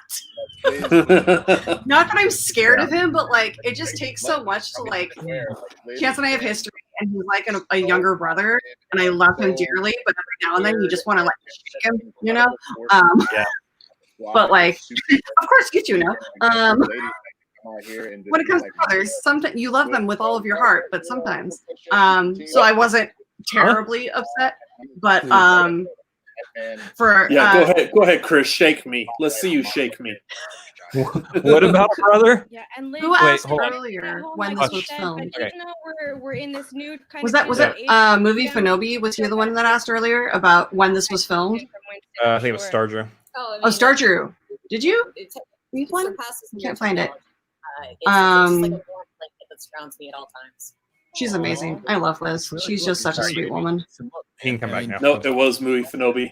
It was MovieFanobi. So, Steve, you're gone, but if you come back and watch this, this was legit filmed the Thursday before the team's live event. So I lost this match, and then I played the team's match the next day. Yeah. It was a rough 2 days, and then that weekend really sucked. And then Christian called me on Monday and was like, "Hey, just so you know, Kevin Smith watched all your matches, and he said you did really well." And I was like crying. I was like, "Thank you." I was like, "I needed that." Guys, losing is rough. It really is. And sometimes some players just get their strengths, and some people have to battle through it. And I feel like these last 2 seasons, I've just had like all of the gauntlets dumped on me, and it's just made me stronger, and I've just been better and better. And you know, we'll see what next season holds. But Chance Ellison next year is the year of the Switchblade. well, now that the Switchblade is actually a thing, I can like. We can have so much fun with it over this downtime. And now I'm actually like, this is my, like, I don't have anything else going on the rest of the season other than cheering on my faction mates and helping get them ready for it. And it's amazing. I'm happy now. There's no pressure. A lot longer than you have. So going into that, is that a little bit of confidence going up against? You're saying it was your year this year, but 2020 and a pandemic decided nah. Yeah, this year is nobody's year. Well, no, I take that back. This year, honestly, Chance has been playing lights out. Like, not that he hasn't before, but like I also take saying that takes a lot from me because he was my very first match, and I feel like that was a bit of like a left hook out of the dark, was facing Kalinowski and Chance for my first match. But I love Chance, and he is doing so well. I cannot wait to see him at Spectacular. I think he has I am dying to see him take the belt off of Chandru. Oh my god, I want to see that happen so badly. He's also really grown as a player. I'm really mad that it's not going to be like in front of a live audience because this would be the first time that Chance gets cheered. Yeah, 100%. Yeah, he's definitely pulling a Snyder in this. Everybody will be like underrated. Oh god. Yeah, that's how I would actually start the underrated chant on that one. Yeah, I mean, especially for IG because everybody was, just counting him out. Oh, Garth, that's so sweet. Fire forges the sword stronger, or Switchblade for that matter. You're so sweet. I love you. Big match for Lightning. I mean, to be fair, at this point, now that my season's over, if anybody wants to keep quizzing me and make me stronger, let's do this. Drop into my DMs on. Absolutely, we can do hangouts. Let's do hangout sessions between us, and we can quiz each other and train each other. I mean, you guys have a Patreon. Let's do a match for your patrons. What's your highest level? Let's do it. Moment, and that is. We might need to talk a bit after this is over because ideas might be a popping here. I know you want to face me with Kevin Smith questions, Robert. I know you want that. Yeah, absolutely. I know you. And I'm willing to answer. I'm just gonna have to watch probably one particular Kevin Smith movie again. It is what it is. She was facing just to make sure. A handful of movies where I had an entire. I think I know which one it is too. To pull from, and some of those movies were incredibly obscure. Also, Dark Tower. Who the f watched that? Ugh. Not me. Not me either. I watched it once, but who remembers that? I also didn't read the books, which I think Garth pointed out. It really does help if you read those books that the movies are based on. Stop it. I haven't seen it in a while. Two people trying to click on it at once. But I mean, we'll come back. I'll have another match. And I'll answer is possible. I don't know who you are, but sure. In this match, this was a tough match to watch. I feel like that's definitely Alex. A fan favorite, but I do believe that the Alex helped me out so much studying. That girl, she is a brutal trainer. I love her so dearly. You all can still turn it around. Yeah, that's definitely Alex. How do you prep going into the next one? I think Rachel could get Eric and Drew to do. We're definitely video chronic quiz on. I mean, yeah. I love all of my teammates. And we're really gonna just buckle down and just study our opponents and their weaknesses and improve our strengths. We should decide which one of us clicks the comments ever. Coming up, so we're gonna work on some of his. See, this is how bad my internet got. Everybody gets comments clicked on. Look at all these comments. Yeah, and you get a comment, and you get a comment. Get a comment here.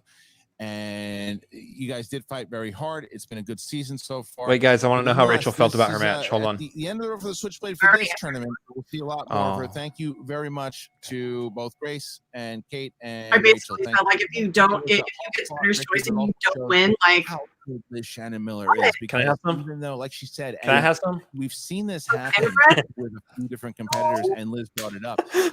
Garth got it in there as I was trying to click off of Garth's comment. You won't click on this comment. Just kind of lights out. Joke's on you, Garth. I clicked on it. Don't tell me what to do. You're not my dad. That I think not only will add into the way she's playing now, but when we do get back into the studio, I probably still would have clicked on it intentionally anyway. Start to come more. I'm actually really hoping that by September, we might be able to do something in studio. That'd be nice. If we could do Spectacular in studio and then legit only admit people that are competitors that are already in LA, yeah. Oh my god, I would be that. I will hazmat suit. I will show up in one of those T-Rex costumes if I have to, just to keep the social distancing. But I just want to be in the same room as all of these people and hug them. And I miss everybody so much. That's right. You can find us on the YouTubes. You can find us there at Call to Action Podcast. Just search for that on YouTube. You can find us there. You can also find us on Twitter at Call to Action Pod. You can find me on Twitter at DannyJoy, DANIEEJOY. Thank you so much. It was absolutely Sounds like her name should be sung like the Oscar Mayer song. Oh my God. Thank Dan. Like thank Was you it? guys. Didn't know we have TANIEEJOY. massive events happening. Because Oscar Mayer has a way with BOLOGNA. Every single one we do, you get all the exhibitions, the Bologna. live Bologna. Good old Bologna. Bologna. Watching in front of Bologna. 1,000 Chicago, or you're watching at That's how it's home. spelled. Live experience is the You way to can't go. tell me You guys that can go to spells schmoedownlive.com if you baloney. just No wanna get that, way. Try it out once or twice. And then Italian's maybe weird. It's fine. bang for your buck. But for Yeah, Dan I still Ramirez, can't I get am Christian Harloff, Bolognese or and we will see you Bolognese or next whatever. time as Yeah. the ultimate showdown keeps on moving.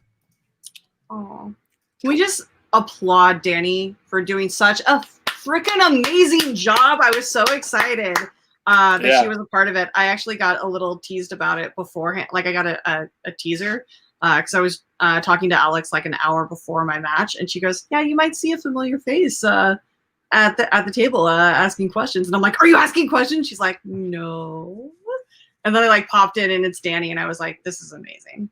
But doing something like that at home when you're used to doing it in front of lights and in front of people, it is more relaxing. But I think for me, it takes away that edge of like the forced perform, because you're automatically being judged in front of people that you're going to talk to as soon as the match is over. So it's just, I think that like I do need that pressure. I do need that like in person, like I also really, I'm not really a big fan of like getting advice from my manager with people able to hear it, you know, like I can understand like for a fan, like it's really fun to get to hear that stuff. But like as a competitor, those are very personal things that can be said between a manager and a teammate and you as a competitor. Like those are really like there are some things that like you can only do in person. Like I've said it before, when Ben and I were playing teams, I would start to like, I would, you know, our first match, I started to get a little like hyperventilating because I was like, well, normally I would have to like, you know, keep Devin in line and, you know, do all this and like make him focus and, you know, try and get him to like stop performing for the cameras and like talk to me as a competitor because I would take this game seriously. And I started to like spin out a little bit, and all he did was reach over and put his hand on my knee. And like that one small touch, like physical touch from him, like stopped the spinning and like let me center down. And I was like, oh, you care. Like, okay, this is different. Like, all right, we'll see how this goes. Like, you know, and you get to like sit there and whisper and like it's fine. Like I miss that part of it. I'm so glad we still get to keep playing matches and like keep you guys entertained. It keeps us going. Like it's really hard to like not have that. Yeah, for sure. I mean, that's absolutely a couple things. I mean, the Schmoedown has still been killing it with the virtual stuff. I do miss getting studio. I do miss seeing the studio. I know everybody misses being in the studio. I do. I like that point. I like that point you bring up. Just physically having that person there with you is so much better than you know the virtual space. And then on top of that, you know, the other point you said there with everybody getting to hear what the managers are saying to you. Definitely fantastic for the behind the scenes aspect, for people to get a new look and a new vantage point of how the Schmoedown works and everything. But I mean, even Roca has talked about like how he wished he could, you know, have that moment with Gucci off screen, because there's stuff that he wants to talk about that he doesn't feel comfortable doing in front of everybody else. Yeah. That's why everyone's going to like talking in code now, so they can still manage to be somewhat private. But that's so much that takes so much energy to set that up and like remember what each code means when you're already having to memorize like so much movie trivia. Like it's just something extra that I don't feel is, you know, in the player's best interest. Yeah. And dude, then, if you're using code, then you have to change it after each match because someone can figure out what your strategy was with that code. Well, like even during the match that we just watched, like after I spun Nora Ephron, which that was the other thing that I was really angry with myself. I should have stayed with Ephron. I had just watched all of her movies. I was getting cocky. I wanted to hit Kevin Smith or Pixar because everybody knows that those are my strengths. Like, you know, Winston even commented on it, but like I had just watched all of Nora's movies and I was like very comfortable with that. And I was an idiot and I was being egotistical and I spun away from it and it bit me in the butt. Like, obviously I lost my match because I lost 2 points and then I went multiple for the other 3. So, you know, you do have to have that sort of like moment where you have to be able to talk to your manager openly and honestly, because when I spun Nora Ephron, she's like, well, what ones are you scared of? I'm like, I'm not going to talk about that on screen with you. Like, what are you like, no, like, don't ask that question. But it's just one of those. Which ones were you scared of though, Rachel? I don't remember the wheel. I mean, my biggest weaknesses are not like, they're not secrets. Like, if you pay attention to anything that I've ever spoken on, like, it is very apparent what my weaknesses are. But I've also been war films. It's hard for me to watch, but I will watch them. But yeah, it's one of those things that's like, you know, you're constantly shoring up things, you're constantly studying and everything. So like, while they were like some of my old stuff like that were big weaknesses, they may not be as weak as you think they are anymore. So it's, you know, COVID has offered that as kind of a slim silver lining of giving everybody but it's also like everybody's silver lining. It's given everybody the advantage to study up and watch all those movies that you haven't watched and file share and don't give the pandemic an inch. It'll take a mile. It We've already not learned has. anything yet. At this point, I'm just waiting for the actual trees to light on fire outside my apartment. So, like, I'm fine. Wait, you're in the LA area, though. That could potentially happen. That's I know. Thing. To be fair, like, Northern California is still burning, and, like, the Santa Anas haven't kicked in for another, like, 2 weeks. So I'm literally going to be sitting outside with a bottle of Jameson and a fire extinguisher. So, like, I legit worry because I think the first trip that the two of us took to LA, we were driving down the highway, and while we were driving down the highway, there's just a random like tree or a patch of grass or a bush that was just on fire, and we're like, oh yeah, that's probably not a good thing. Yeah, you just entered into Mad Max. It's fine. While we were parked on, I think the 101 or something, there was like just one random patch of grass just on fire. We're like, oh, okay, that's interesting. Welcome to LA. Right? Yes, Right? No, Garth, I love you so much. It's so good, and I love that you spelled my name right. It makes Garth me pays so attention. happy. Garth does pay attention. Garth is a solid dude. I absolutely adore him. But yeah, this whole season has just been so weird, and you know, everybody's making the best of what they can out of what we've been given. So. Yeah, losing 2 matches in 2 days was really hard emotionally. I kind of disappeared for a while. But now I'm back, and, you know, I haven't heard a lot of negativity from people. Like, they're just excited to see the match, and they're excited for Liz. I'm excited for Liz to go on. Like, she's amazing. I hope she takes a chance out. I really do. I think it would do him best if he got taken out, because then he could just study on IG and then get the IG belt. Because the singles belt is the singles tournament is a lot to go through and a lot to study, especially considering there's so many opponents to study for. So like it's very interesting in that case. I do hope that she takes him out and moves on to face. Or does she either faces like what, James White or William Bibiani? Because James won his play-in match. It's Bibiani versus White. Yeah, so she'll play. So if she beats Chance, she'll play the winner of that match, which is amazing either way. But I just want to see her go on and do amazing things, and I would love to see 4 women at the quarterfinals facing off. I think it would be amazing. I think it would be so fantastic. Yeah, because we were robbed of the Molly Damon versus Laura Kelly in Star Wars. I know. It was one of those things that, like, because didn't Laura Kelly beat Sean? Yes. Yeah. And like that was like the only thing that I was like, okay, well, if she beats Sean, then we get like Laura, and like we get a female semifinals, and then that all went to poop. But I love Sean. He's amazing, and Laura's amazing, and her character work at this point is just, oh my god. The character work this season has been so good. It makes me so happy. Yeah, everyone's been doing really good, like developing, especially like say, for example, Lon. We had Lon on here, and he was talking about how he would like film his promos like just out and around his apartment and go to a park that had like a metal shipping crate sitting there for no reason. So he's like, oh, I'll just film something there, and it worked perfectly.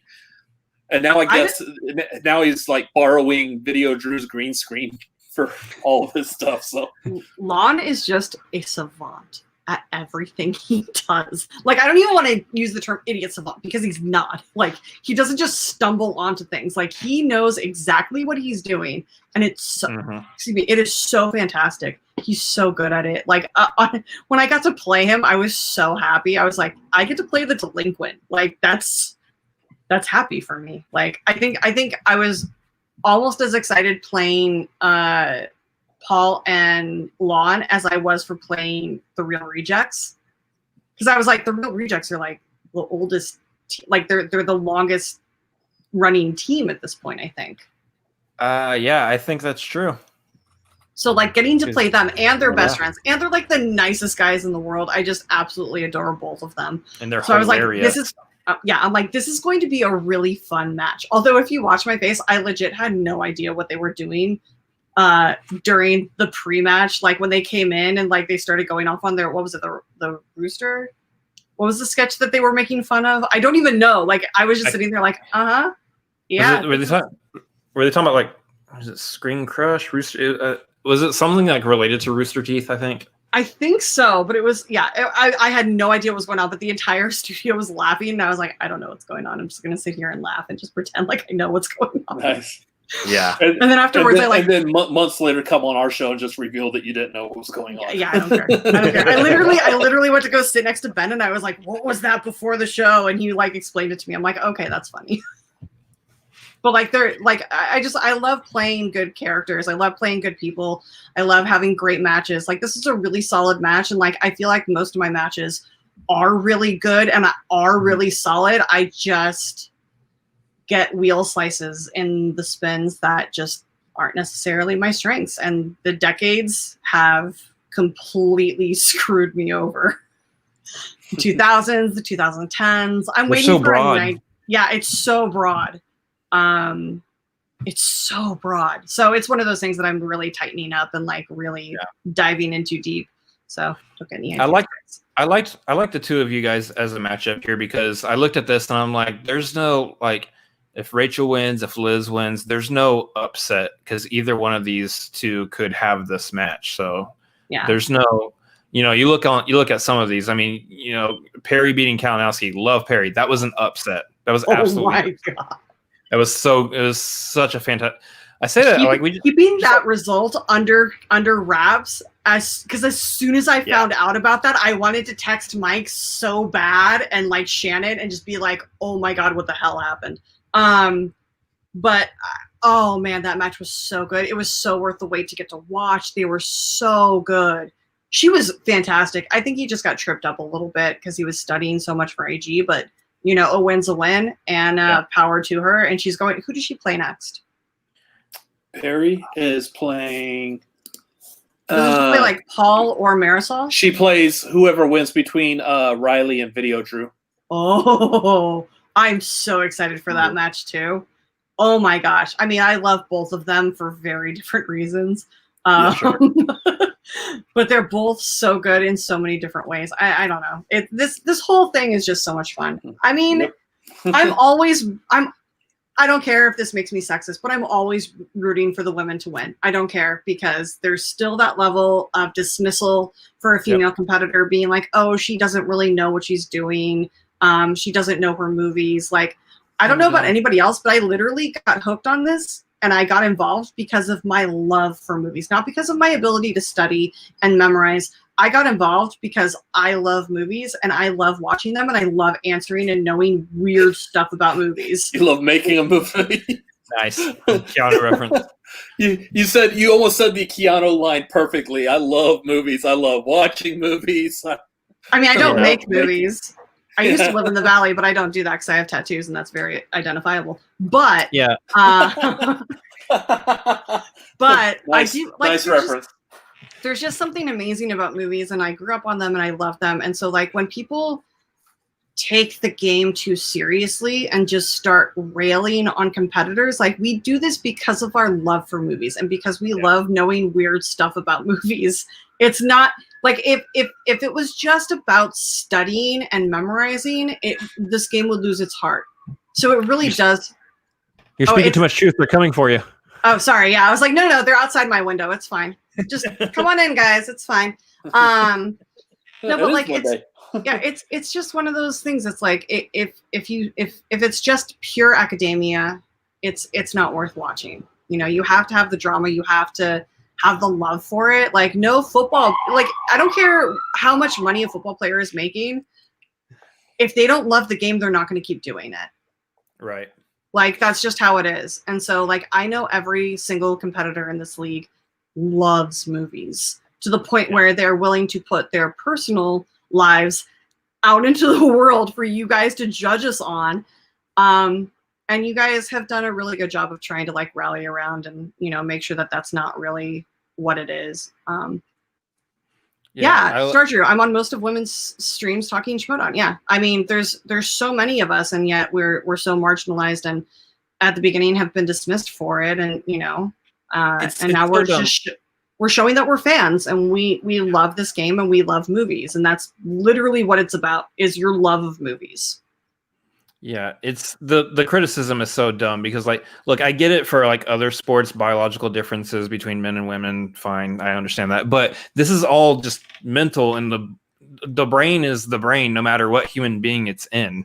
A brain knows what it knows, regardless of sex, gender, whatever, regardless of any of that. So for all the criticism against women in the league going, well, they're just not as good as the guys, or whatever stupid thing that people say just doesn't make any sense. They're not real movie fans. Excuse you. I could quote Godfather by the time I was 9 years old. Like, I don't want to hear about it. You know, like there's so much love in this league for each other and for movies, and everybody's rallying around each other incredibly well. And I think that the tides are turning with the fans. You guys have been incredibly supportive, so I have to thank you guys. The shows, you guys have been so great about it. Like, you know, it's been a rough year, guys. Don't add to it to the competitors. It's so hard to do this at the just to begin with. But yeah. So we'll see what 2021 holds for us. I can't believe I'm saying those numbers. And it's in 4 months. But like, you know, there's a whole there's what, like 3/4 of the singles tournament left. There's the teams tournament that we still have to go through, and then there's spectacular. So there's still so much to happen in front of us. I'm so excited to see what happens, and I'm very happy to be sitting in the stands with you guys, rooting on our favorite competitors and factions and stuff like that. It's a pleasure to do that, and it's such an honor to be a part of this, especially with everything that's happening and how much it's growing. I was gonna say, if you do get the call into the teams tournament, how confident do you feel about going in there and y'all's chances in there? Really well. I know that Ben has continued to, you know, we've taken a break from studying together, but like I know that it's like I said, we're all fans of movies, so it's not like we stopped watching movies. You know, like I literally dove into a Disney Plus hole for like 3 days and just like watched all my favorite, because they're comfort movies. You know, I may have thrown in, you know, Never Ending Story, or, you know, well, you never a know Rugrats movie here and there. But like you watch what makes you happy, and then you come back out and you start watching the things that you know have wanted to watch, and you never actually stop studying. Like you can't, like as a competitor, you just can't watch movies anymore. You're constantly like making mental notes of like, oh, that's the room number that this guy went into, or oh, that's the color of his sweater, and oh, it's not the same color in this one. Like you make those mental notes. So yeah, it's just second nature at this point.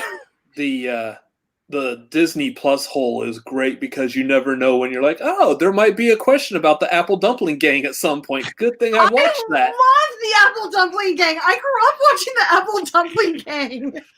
Are we talking about the Apple Dumpling Gang or the Apple Dumpling Gang Strikes Again? Or are we talking about the remake in the 90s? Like, which one are we talking about? I love those movies. Yes, Lord, just Rachel. all of them, yes. I'm telling you, my mom was not like 7 months pregnant when she took me to Disneyland for the first time. So I've been in utero, breathing the air and drinking the Kool-Aid. Like, it's there. It's just in my DNA. I love Disney. But Here's the thing with a Disney Plus hole for me right now. Unfortunately, it just looks like me watching Hamilton over and over and over and over and over again. That's not really a Disney movie. No, but it is on Disney Plus. However, technically, take a break. Go watch one of like the documentaries.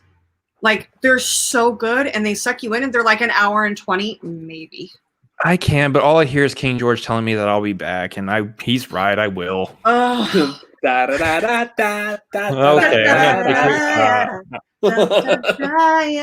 No, I honestly think that if I ever was to meet Gruff, I would literally just like scream that at him the way that I screamed a certain phrase at Kevin Smith when I first met him. It would be awkward, but it's okay. I would make him laugh about it. No, I mean, well, either that or I would make him sing. I can't pull the name of the song right now, but the 80s ballad that he sings in Frozen 2. Yeah. I legit fell out of my chair laughing at the movie theater the first time I saw that. I was like, this movie is made for me. This song is so good. And then he's like singing into the pine cone, like a hanging mic, and like has his hand to his ear. Oh, it was so perfect. I love that. For that moment alone, that specific song, that specific moment alone makes Frozen 2 better than the first one for me. 100%. Yeah. That whole thing was great. We could honestly sit here and just chat all night long. I think we did. I think we did already. But here's the thing: is does anybody want to send in a Streamlab question?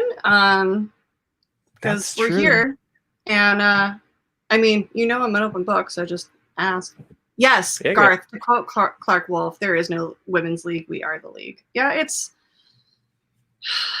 we're 51% of the world population. We're gonna exist in everything. It's gonna be okay. Who runs the world? Girls. Yes. Although I wish that she had used women, because girls, I don't like girls. I like women. Yeah. Although that was also when they did it. Was that the Sharwolves that did that? That got like all the women together and just like everyone just came. Oh, that was a great moment. That was actually the day that I met somebody that I have a massive professional and personal crush on. I got to meet Gray Drake. And she was dressed up as Tinkerbell, but she was behind me in the line to come out, and she just had a Bud Light in her hand, and I was like, I have to get a picture of the two of us. And I called her Drunkerbell or Drinkerbell the next like 3 hours. And she was hilarious, and I got her on my show, and she's amazing. Go look that up on my page. Great. She's great. I miss Gray. I miss Gray in the league. Dude, she's so great. Like someone's faction. She is. She's in the dungeon. Is she in the dungeon or the exchange? Finstock. Yeah. Yeah. No, she's one of those people that I could legit just sit with her for hours and just ask her questions and like tell stories. Like I wish that my show with her could have gone as long as the one that I had with PJ, which I haven't formally apologized to my watchers, but guys, that was 6.5 hours, to the point where I got a text from my mother at like 12:30, and she's like, okay, this has been 6.5 hours. I'm going to bed. I'm like, what? I'm like, why are you still watching? I know. I was like, why are you watching? I'm drunk. Like, I don't even remember the end of it. Like, we all just, it was a cluster. It was so much fun. Oh, Garth, it's almost 1 in Boston. It really is. Oh my God. But to be fair, who goes to sleep before 3 a.m. anyway? Unless you like unless you have like a job. Yeah. Or if you have insomnia. That's like, when you start. I want to go to bed before 3, but it hasn't happened since daylight savings time. Let's be honest.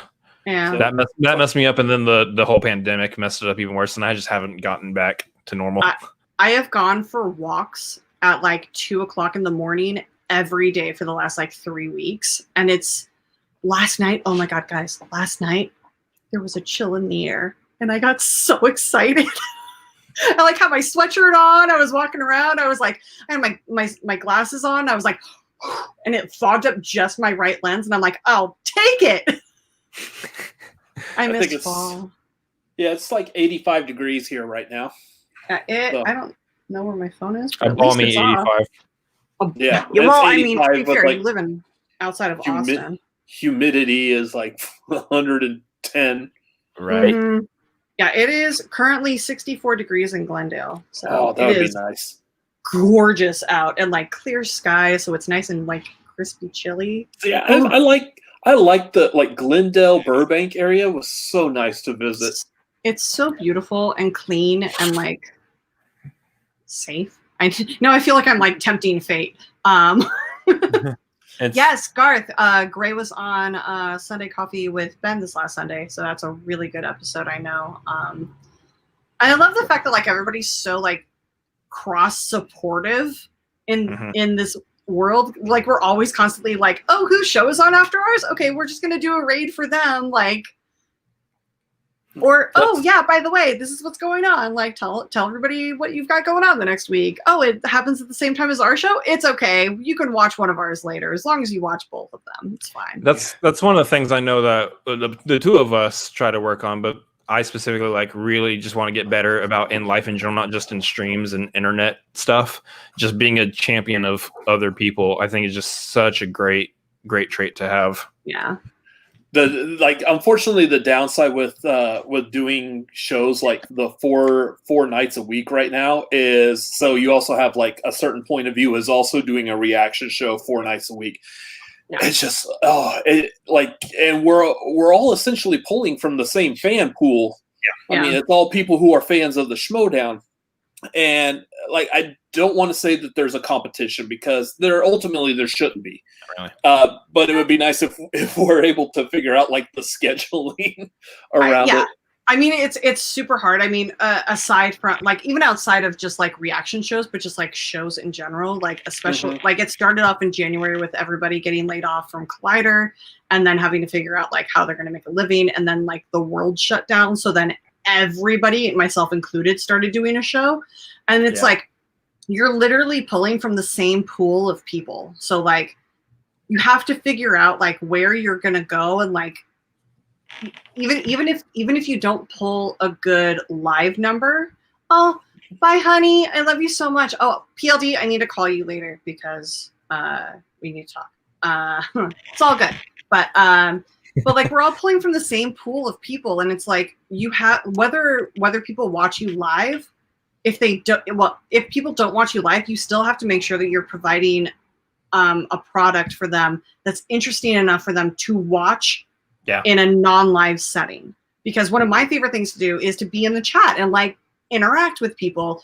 And then there are some shows that I don't like. If I don't catch it live, like I don't find myself going back to watch because I don't get that interaction. But that's also just me being, egocentric, so it's fine. That's how it actually works. Is like it's just some of those, depending on what the point of the show is. Some of them, it's good to have that direct chat interaction immediately. Some shows, they are still fine to watch like later. Yeah, I was gonna say on the replay, but that's bad terminology. No, you can use it. It's fine. Plug yourself. Not on my show. We try not to. Speaking of other people, though, we do have Call to Action. What other Schmoedown division would you love to see? I guess, like, what other one would you potentially play in? You mean? I know his answer. If I could retire the Star Wars belt and create another division with a belt, Disney, give me the Disney League. I'm sorry. I just turned into. I think she wants Disney. I want a Disney League. I think. Well, I mean, to be fair, it legitimately has one of the longest ongoing fandoms and constant suppliers of material for the Schmoedown in history. Like, why are we not doing that? Like, you could there's like 70 slices that can come out of Disney category, and now that there is Disney Plus, you can't argue that you can't watch them. Like, everything Disney is available on Disney Plus. I mean, yes, there are some things that are still contract. I know, what was it? I went to watch something. Oh, like Ralph Breaks the Internet is still contractually under Netflix until December, but you can still, it's still accessible to watch on Netflix. You know what I'm saying? Like everything that they have is still accessible. You just have to join it. But yeah. I don't like Disney movies. They're my life. I'm a big fan of them trying to do the horror league. I think a horror league would be fantastic. I think that would be super fun, but I feel like it's kind of seasonal. Like I wouldn't mind if they did, like I feel like that's more of like a tournament for the fall. Like you could do like a summer tournament into a Halloween title match, I guess. I don't know if it would be its own division though. Like I could see it as being something cool that we could play with. I mean, to be fair, you could say that with any wheel slice, any of the general category wheel slice. Yes, Song of the South. I own a copy of it because it's super rare and I had to buy it because I'm a collector. But yeah, I think there's only been one Song of the South question in Schmoedown history, and I don't think that it's been asked about recently. Yeah, if there was, it's been a very long time because I don't remember. I remember it being mentioned in the live New York event in August last year, but I can't remember if it was actually a question that was asked about it or if somebody had just brought it up. But yeah, like, I mean, obviously, like, I would love a rule book at some point. But you could legit have like an action movie belt or, you know, a sci-fi belt. I mean, that's getting a little close to IG, but, you know, every season I think would be interesting to see like an interesting exhibition tournament. I'll take an MCU at this point. I mean, 100%. I would do MCU in a heartbeat. Like I would play in the MCU one. Yeah, exactly. Yeah, that would be fun. Let's do this other one. Yep. Stop. I'm not. What other celebrities would you love to see compete in the Schmoedown? I would love for Freddie Prinze Jr. to come back and compete. Or maybe not just compete, but like I would love to have Freddie Prinze Jr. Janine and I have been fighting for this for years. And I'm actually a little upset that I wasn't involved in this. But there is a rom-com exhibition match. Has it aired yet? I don't think it has. I don't think it has either. I think it's coming up like in the next few months. But Janine and I wanted to face off against Makuga and Guy, like in a teams match. And we had this like, our dream was to have Freddie Prinze Jr. at the table, and we were going to do a She's All That entrance. And it would be super cute, which I would still love to do. But yeah, I think I would love to see Freddie Prinze Jr. I would love for Alex Wolff to come back and compete because he almost beat Roca. And I think that he just has that like fun, like mentality as a competitor. Like he understands what it is to be a competitor and be lighthearted and play a character and not take things seriously and also like not push the boundaries with other competitors too seriously. I think he could be a real asset to the league. I would love to see Jericho versus Dwayne Johnson. Oh my God. I would love to see a wrestling slice on the wheel because there are like, it would include movies about wrestling and wrestlers in movies. I think that would be fantastic. I would love to see, I would love to see that needs to be at Houston. I would love to see some musicians compete. I know that Spencer, the lead singer of Ice Nine Kills, is a huge horror movie fan.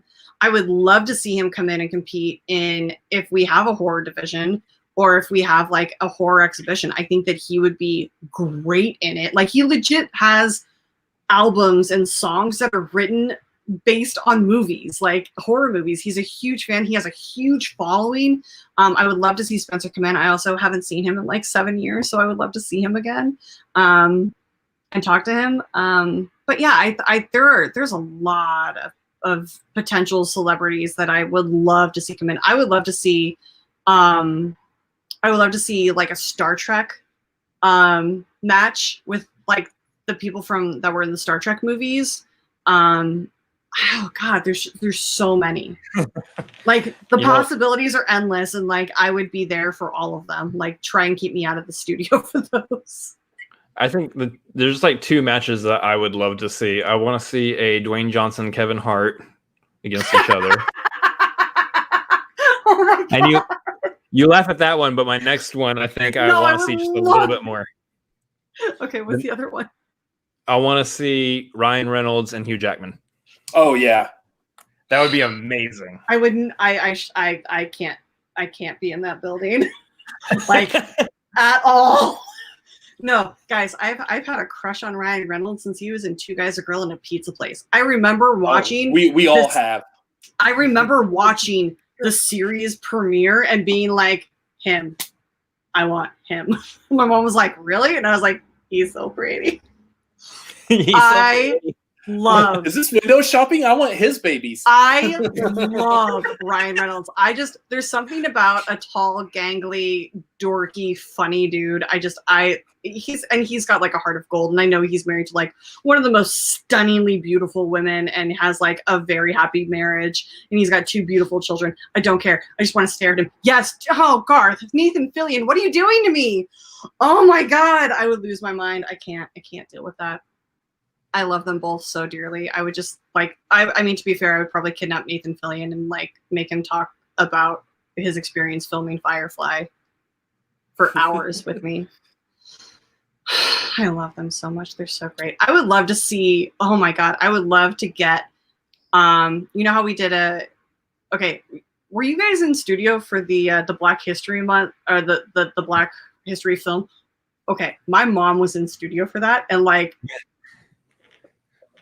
they cut so much out of that match because we had to stop like 5 times because we were all laughing so hard.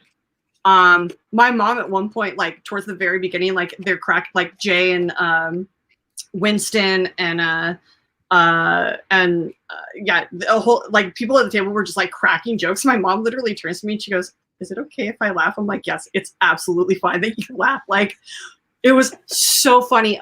We were crying laughing. There was also a plan at some point to do so. I can't even remember what it was, but like those matches are so funny. I would love to see a Black female match with like Viola Davis. I would love to see like Janine participate in that because I think that would be amazing to get to see her perform with all of those people, with all those women. You know, bring in, oh God, there's so many dreams that I have. Like, Christian, let me book this for you. It's fine. I'll just call everybody and harass them and make them feel get like the ladies from Black Panther to come do a match. Lupita Nyong'o, Letitia Wright, and I would lose my mind. Denai Guerrera. I would just sit there and cry and be like, just tell me how to live my life because you are my goddesses. It's fine. No, they're amazing. I would also bring my niece in to see that because she's such a huge fan of theirs. Oh, Garth has a question. Sorry, I could go on for hours and hours and hours about this. Like my ideal matches. Wait, Chris, did you say? What? Oh, you said yours. Yeah, but Robert, you didn't say your celebrities. Kevin Smith. That's right. Nailed it. Good job. I mean, I don't know.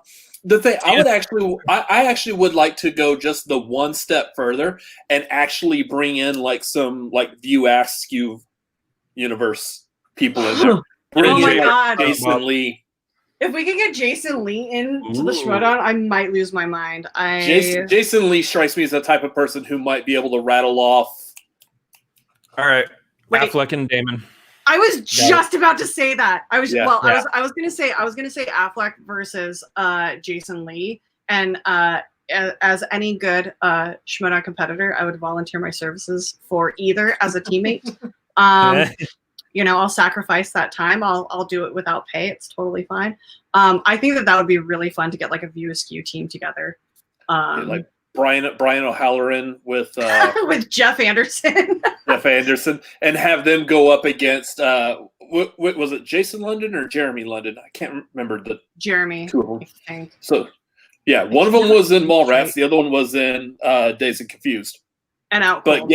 get them with Jason Lee, so you've got like TS and Brody on one, and then you got Dante and Randall on another. Stop! You're making my head and heart explode. And have Jason Mewes on the desk with Kevin Smith, with like Harloff calling the match. It would be mayhem, and I would be honored just to be like in like you could gag me and hog tie me and leave me in the corner so I can't speak.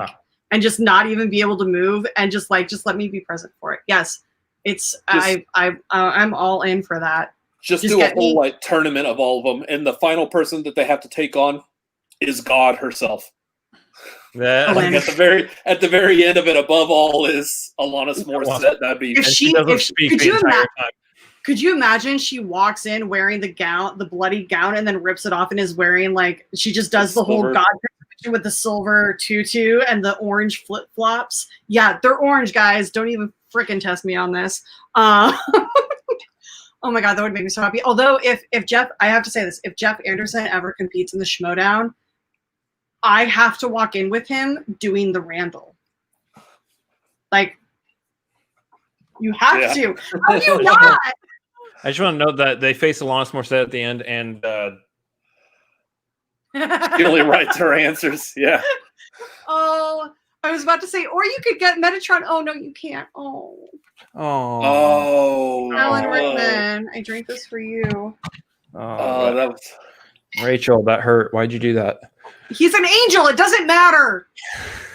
He's a seraphim. He's the highest level of angels. Nice. He's the highest choir of angels. I am waiting for that to be asked. I'm like, you know what? Give me some hard Kevin Smith questions. Like, ask me those questions. What type of angel is Metatron? Yeah. What choir of angels does Metatron? Real quick, Pardis.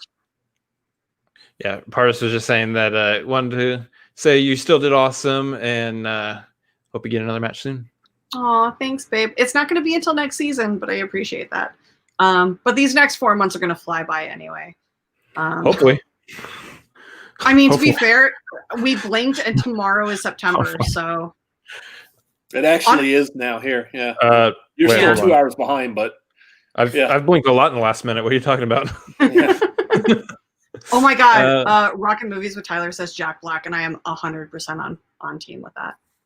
Question for Rachel. Now that we've seen how successful the Smith-Jericho match was, how about the winner Smith goes up against Doug Benson? Oh, the High Rollers match. I would love that. I love Doug Benson. Doug Benson is a great human. He's funny and wonderful. I don't know what his, like, because the thing was going into the Smith-Jericho match, like, I know how smart Jericho is with his trivia. I know how much he knows because I listen to his podcast and I watch that. Like, I understand how easily he can just like drop knowledge. Like there was an issue that somebody had during the Smith-Jericho match when he used the actual, like he wrote hour and grabbed his rush book to complete the answer. And I was like, any other match. I'm like, I'm totally fine with that. Like, that's 100% fine for him. But, like, I honestly think that, like, I think I would have accepted that as an answer even against somebody that I was being highly competitive with. Honestly, because it's a creative thing. But also, like, he had it right there. It's not like he was trying to find the answer. He knew the answer. He just used a prop for it. Like, that would be, like, somebody asking me, like, who directed Dogma? And I was like... Whatever this guy's name is. I mean, it's right here, but still, like if I just did this and I was like, oh, it's this guy, like that's an answer in my brain. I'm trying to look around to find something. There's definitely certain competitors that you shouldn't do that against because they will definitely take the chance to still challenge that. But what kind of candy do they feed to ET? Right? Exactly. Yeah. I mean, if you had like the package and it said the packet, like it said the name on it, like I would 100% accept that. Like I'd be like, no, that's funny. He knew the answer. It says it on top, but yeah, if you had done that, I'd be like, that's an answer. That's totally fine. He knew the answer. He knew the answer to the question. He had all the time to write it. He chose to be funny. I'm fine with that. But there are other competitors that are like, buy the book, buy the letter, 100%. And I'm like, oh, you're taking the joy out of it. Like, it's supposed to be fun and stupid and silly and funny while still being competitive. So it's just, I don't know. I like this one. I like this one that Garth brought up, the Chris Evans versus Sebastian Stan. And have Sebastian come out in a Smasher shirt and hoodie. That's hilarious. No, I don't think anybody would be able to concentrate with that much pretty in front of them. Like, no joke. It's not okay. like something that pretty, it seems like otherworldly to me, and I'm just like, you guys are jerks. Like, what? How? Why? You're not even human. It just makes me angry in like a very aggressively loving way, which, I mean, you guys know my aggressive love. But like, sorry, that sounded a little. I'm here and hug me. Yeah. I was gonna say, we gotta keep this channel. I make people accept my aggressive hugs. That's legitimately what it meant. I will crush you. Yes, Garth, I understand that Doug Benson has done Doug Loves Movies for years, but also like it's a different way of knowing and being able to pull up knowledge. Like, I can talk movies for days, hours, weeks, months, whatever, like until I'm dead, and even then I'll probably still be talking because I'm me. But like, hey, along with more that, let's talk some movies. Right? Yeah, just pull up my corpse, it'll be fine. But it's like, it's one of those things that like you have to be able to pull it up in 15 seconds, not even just pull it up. You have to pull it up within the first like 8 seconds, and then you have 7 seconds to write it down. It's a very different skill set and way that your mind works versus being able to talk about it. Also, doesn't he talk about like very specific movies for his podcast? So like he's able to research those so that he knows exactly what he's talking about, and then he'll reference other movies or directors that he knows like offhand. So yeah, it does help that way, but it's a different way that your mind works. Can you pull up Star Drew? Yeah, this. No. You were talking about way too much pretty before. This would be the death of everybody. Nope. Can I be in there? My name's Chris. So Star Drew's coming. I love you so much. You're the best. Thank you. This hasn't showered in like 3 days, but well, I haven't washed this. I've showered, but still. This year has definitely missed some Rachel hugs. So I have missed, guys. You know that my love language is touch. Like, I need to hug people and like be around people, and like this year has been a very, very, very big trial in self-control. I have yet to crush either of my roommates in hugs yet. But I make no promises when we are able to touch each other without like fear of contamination. One of them's Brandon Hanna, so we understand. Yeah, one of your roommates doesn't deserve it. Stop it. He still pays his rent on time. It's fine. I don't know. He's popped up on our channel a few times, so we can't be too harsh on him. Brandon Hanna is a good guy. The Hitman is an ass. But Brandon Hanna is a really nice guy. I love him. Hitman's a jerk. He's so mean. He's so mean. But yes, I mean, if they could get Hemsworth, Evans, and Pine in, Dreams. They would literally not be able to tell anyone that is happening, aside from like RB3 and probably Alex, and like whoever is going to be in the booth. So probably Adam Smith. But yeah, it's everyone would be like, I'm coming to the studio today. I mean, to be fair, if Alex knew about it and he didn't tell me, I would probably crucify him. But I would be like, hey, do you need help carrying those boxes of wheel slices? Because I got those. And then just come in with him. I'm here as an assistant. I'll sit in the back and just moan quietly to myself. It's fine. Just saying, if you know that match is coming, just hit a couple brothers up. You know what I'm saying? Literally, a couple of brothers. Just give us the lowdown. Just let us know. Just let us know. We'll be on the next flight out to LA immediately. Which I think they're still pretty cheap right now. Dude, flights right now are insane. Southwest extended their $39 flight discount, and I'm like, well, where can I go that I know no one is? You can come back to Austin. We'll help you train for horror movies. Oh my god, I'll help you train. He won't, but I actually have been trying to. I actually for the last few days I've been asking the guys. I'm like, you need to watch a horror movie that's funny, or like I need to watch something that's scary but like not gory. And like I'm starting to get really specific in the horror movies that I want to watch. That I don't know what to watch at this point. But I do love scary movies. Kids in scary movies creep me the F out.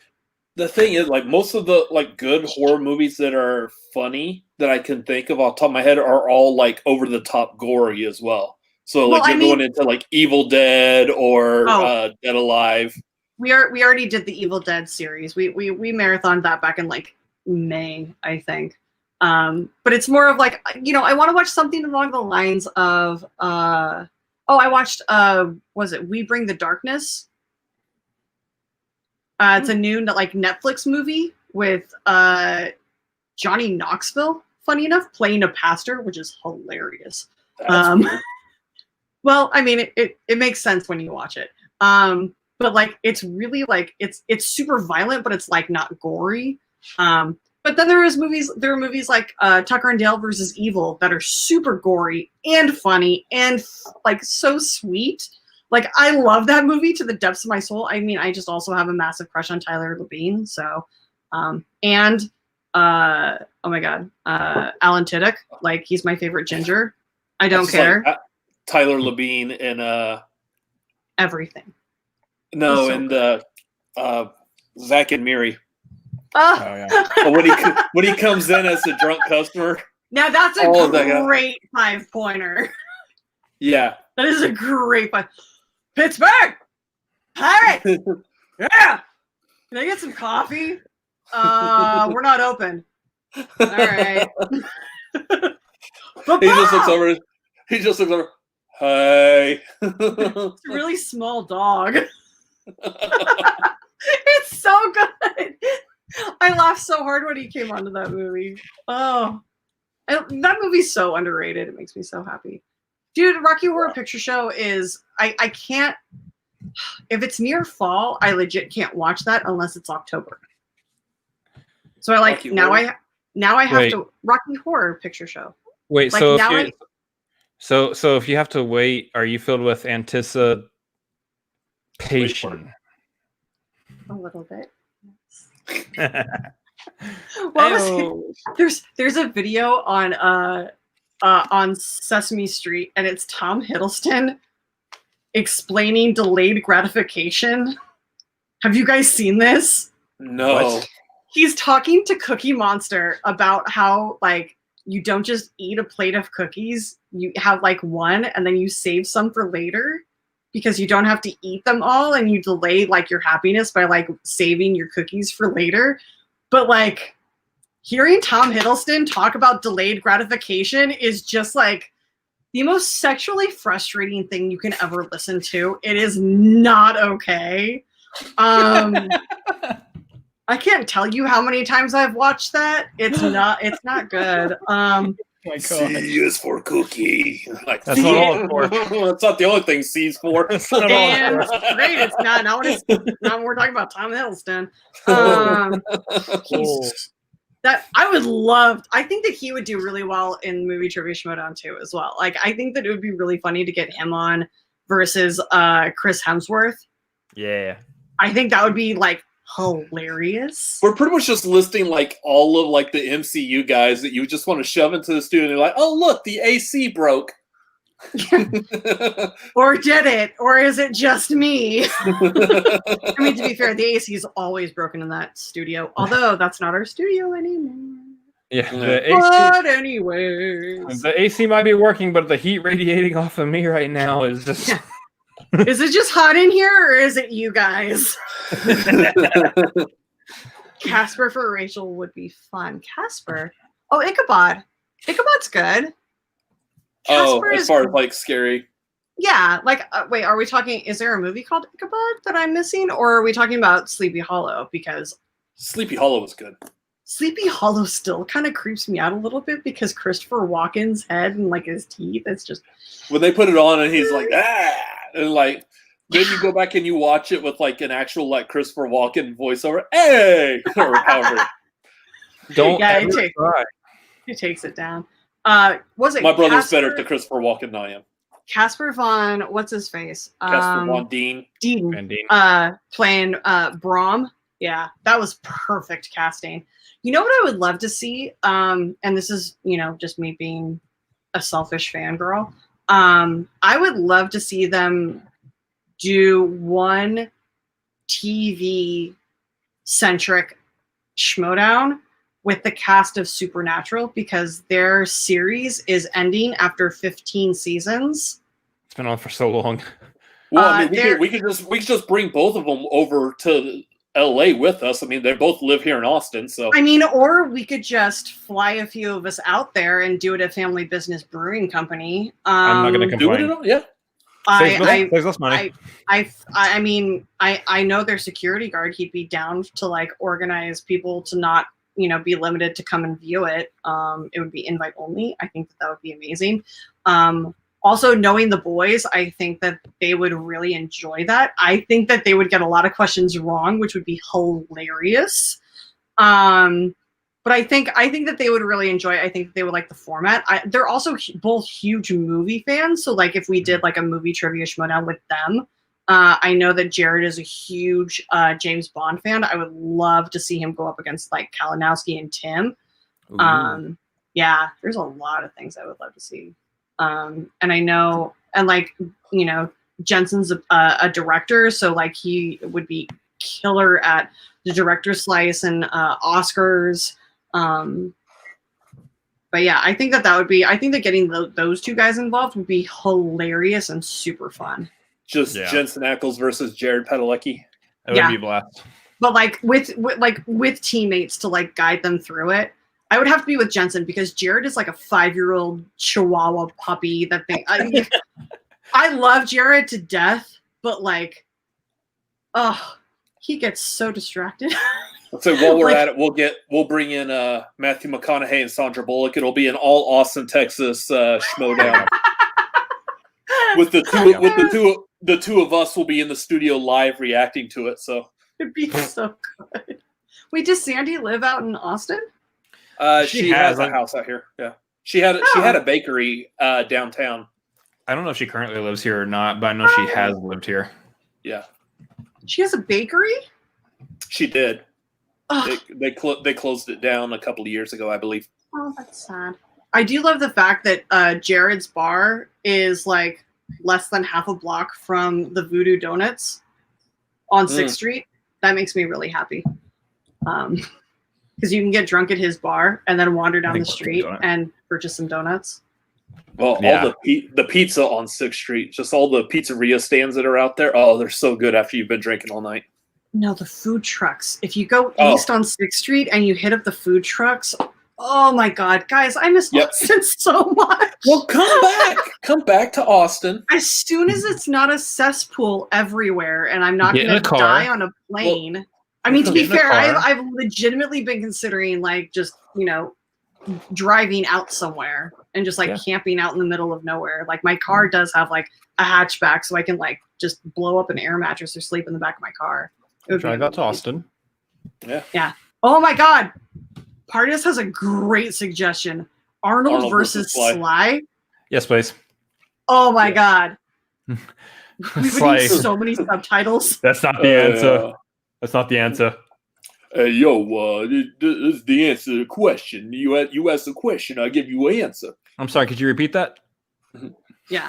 I mean, I would love to see that. I would love to be in studio for it, but I feel like I would just like break down in tears because Stallone looks so much like my dad, and my dad passed away 9 years ago that it's one of those like familiarity things that like it's it would just be a lot for me. Like I freaked out some guy when I went to go see Rambo 5 because I just sat there in the first part of the movie, you know, it was just like Rambo like fighting and like going after his niece and like rescuing her, and then she dies, and I spent that whole like 45 minutes just like sitting there looking up at the screen, seeing my dad internalizing it and crying. So this guy is sitting like 3 feet to my right, and he's just like, why are you crying through Rambo 5? Like he's stabbing some guy in the neck, and I'm just like sitting there like quietly sobbing, just like, that's my dad. It was bad, so guy. I was like, this is my dad. That's what he would do. And like then it came part to like, you know, the whole like tunnels and blowing stuff up on his property, and I was like, oh, okay, this is the action part. This is what I can get emotional for. But it was so great. I love that movie. Rambo 5 is a great Home Alone sequel, 100%. Yes, Garth. Yeah. Well, so we need to get this wrapped up. If anyone else has any last minute questions. I forgot we were still alive. I thought we were just chatting. No, we're definitely still alive. Hi guys. Sorry. No, that's why we got to end the live so we can go into the after chat. Gotcha. It's been a long day. So guys, if you have any more questions, please put them through the Streamlabs. Just like $5 through those in. It's fine. Rachel, if you would like to plug yourself while they do that. Sounds a little personal, but okay. So every Thursday we've got to know you for a while. It's been 2 hours. We're at that point. So every Thursday I have a show on YouTube, my YouTube channel called Movies, Music, and Mayhem. This week I have the one and only Winston Marshall on, so we get to talk all about the matches that I and the Den have had against Swag, and we're going to talk about the band that we formed at Free for All a few years ago and all of the social injustice that's going on in the world. It's going to be a really heavy, really amazing, really funny show. So come by. It's going to be this Thursday at 7:30. I guarantee it won't go 6.5 hours like with PJ, but it will probably go about at least 1.5 hours to 2 hours long. And then I do have this entire month booked up, so it's going to be incredible. I actually have one of Kevin Smet's last interviews before he becomes an actual daddy. So that's going to be fun. That's going to be on the 17th. I have Brendan Myers on the 10th, and then the 24th. I can't remember off the top of my head. But yeah, you can find me on Twitter and Instagram at RM Silvestrini. Find me on Facebook at if you search the Switchblade Syndicate. That's where I post everything that I do on Facebook. I don't add people to my personal page, so unless we've actually met and we are friends, don't take it personally. But you get enough of me everywhere else, so I don't know why you're being greedy. You gotta share the Rachel. Yeah, right. I share enough. It's fine. I don't hold back anywhere. Yeah, I just had Molly Damon on as my guest last week, and that was amazing and fun. She is so fantastic. I cannot wait to have her back. There's so much that I want to talk to her about. We're probably going to have a ladies' night closer to Thanksgiving. We're going to have a very special Halloween show on the Thursday before Halloween. I'm trying to get a really special guest on, but if I can't, we're going to do a watch along of Young Frankenstein. So either way, it's a win. I know. Guest on that? I want to guest on that. Yes, you absolutely can. Same. If I don't get the guest that I want on, because she is amazing, and actually, you guys can all help me. I'm trying to get Bailey Sarian, who is a YouTube personality. She does Makeup Murder Mystery Mondays. She is amazing and fantastic. If you tweet at her or Instagram at her, tag me and the hashtag movies, music, mayhem in it, and let her know that I would love her on the show and that you'd love to see her on the show. I'm dying to get her on to talk about her favorite like true crime movies and like scary movies, because she deals with so much scariness in real life with her show. I would love to have her on. If you guys can help me do that, that would be fantastic. Yeah, she's amazing. She has like a million followers on Facebook and Instagram and Twitter, and like she's stunningly beautiful. She's funny as hell too. She's got a 30-minute long episode of her show just dedicated to Elizabeth Bathory from Hostel Part 2. Yeah, no, every Blood Countess woman. Yeah, every Monday she releases a new episode, and it's concentrated on one true crime thing that has happened in America usually America. Sometimes it's just North America. But she like talks about the details about the case while she puts on a fabulous full face of makeup. But you get caught up, and she's engaging and wonderful and stunning. And I would love to have her on the show. So if you guys can help me out, tweet at her, tag me, use the hashtag. I'll pin that tweet to my Twitter. But she's amazing. I think that would be a really fun episode to get her on for Halloween. Yeah. And if not, we try for later, and I have you guys on, and we'll do a Young Frankenstein watch along, and it'll be fun. It's my favorite movie to watch on Halloween, but I will watch it early with you guys. So that's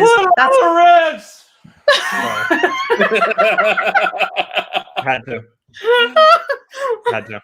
I mean, honestly, one of the best lines in the movie. What knuckers? Thank you, Doctor. Yeah.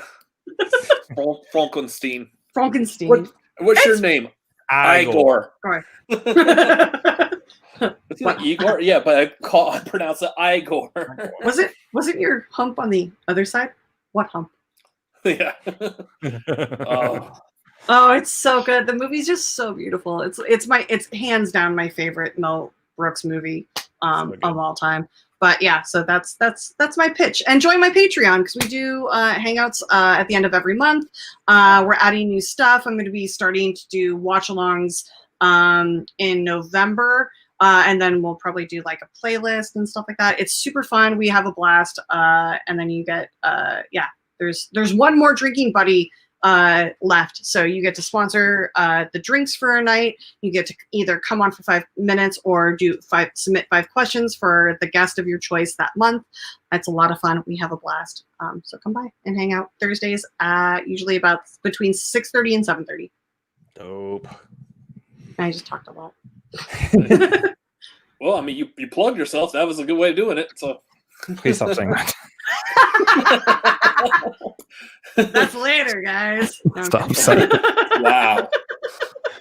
Promote yourself. There we go. Good night, everybody.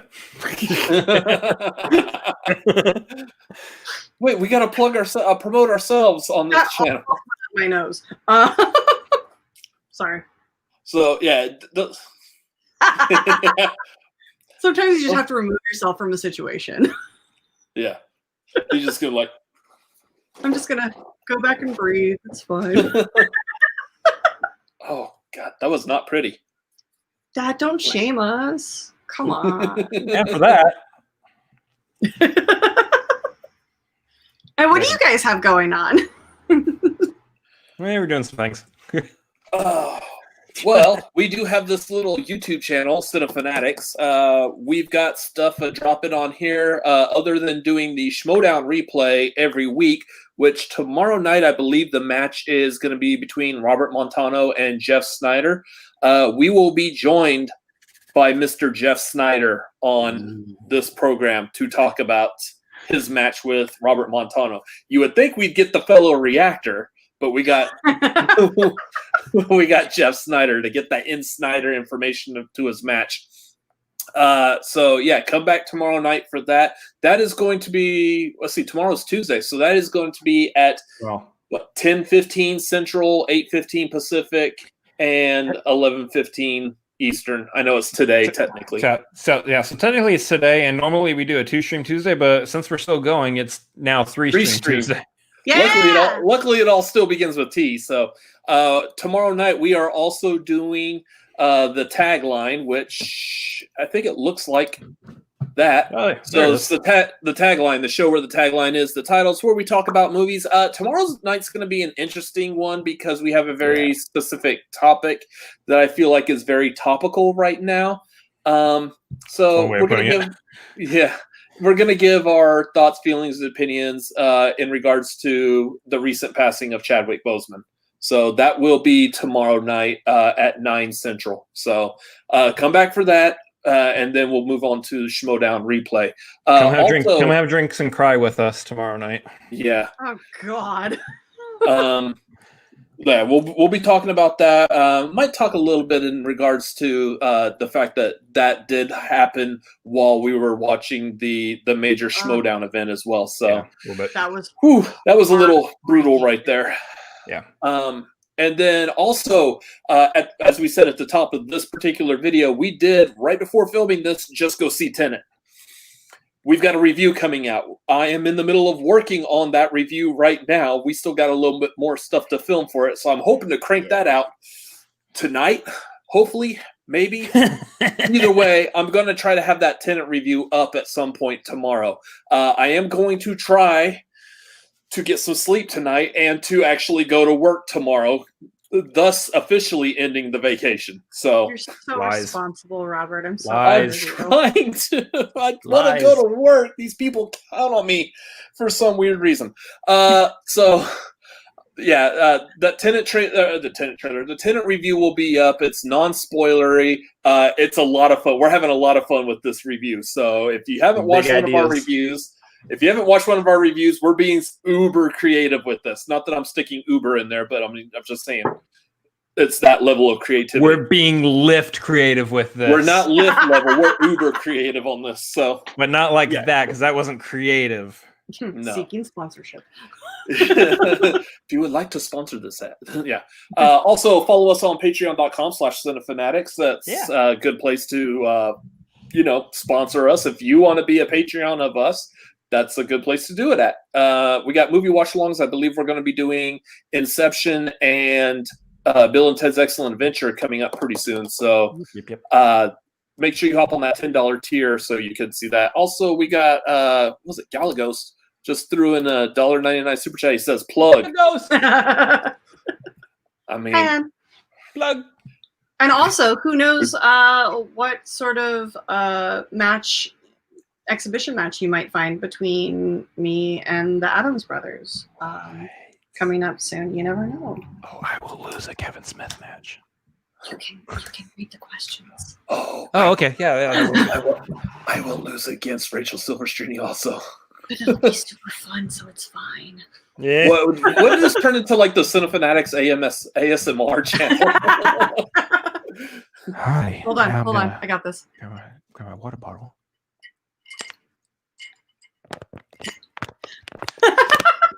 What was the number that Dante was yelling out of the store as he was walking away? Same thing I yelled after Kevin Smith when I met him the first time. 37 in a row. No, actually, to be fair, when he yelled after her when she walked away from him, was literally it was literally the. Well, guys, good night.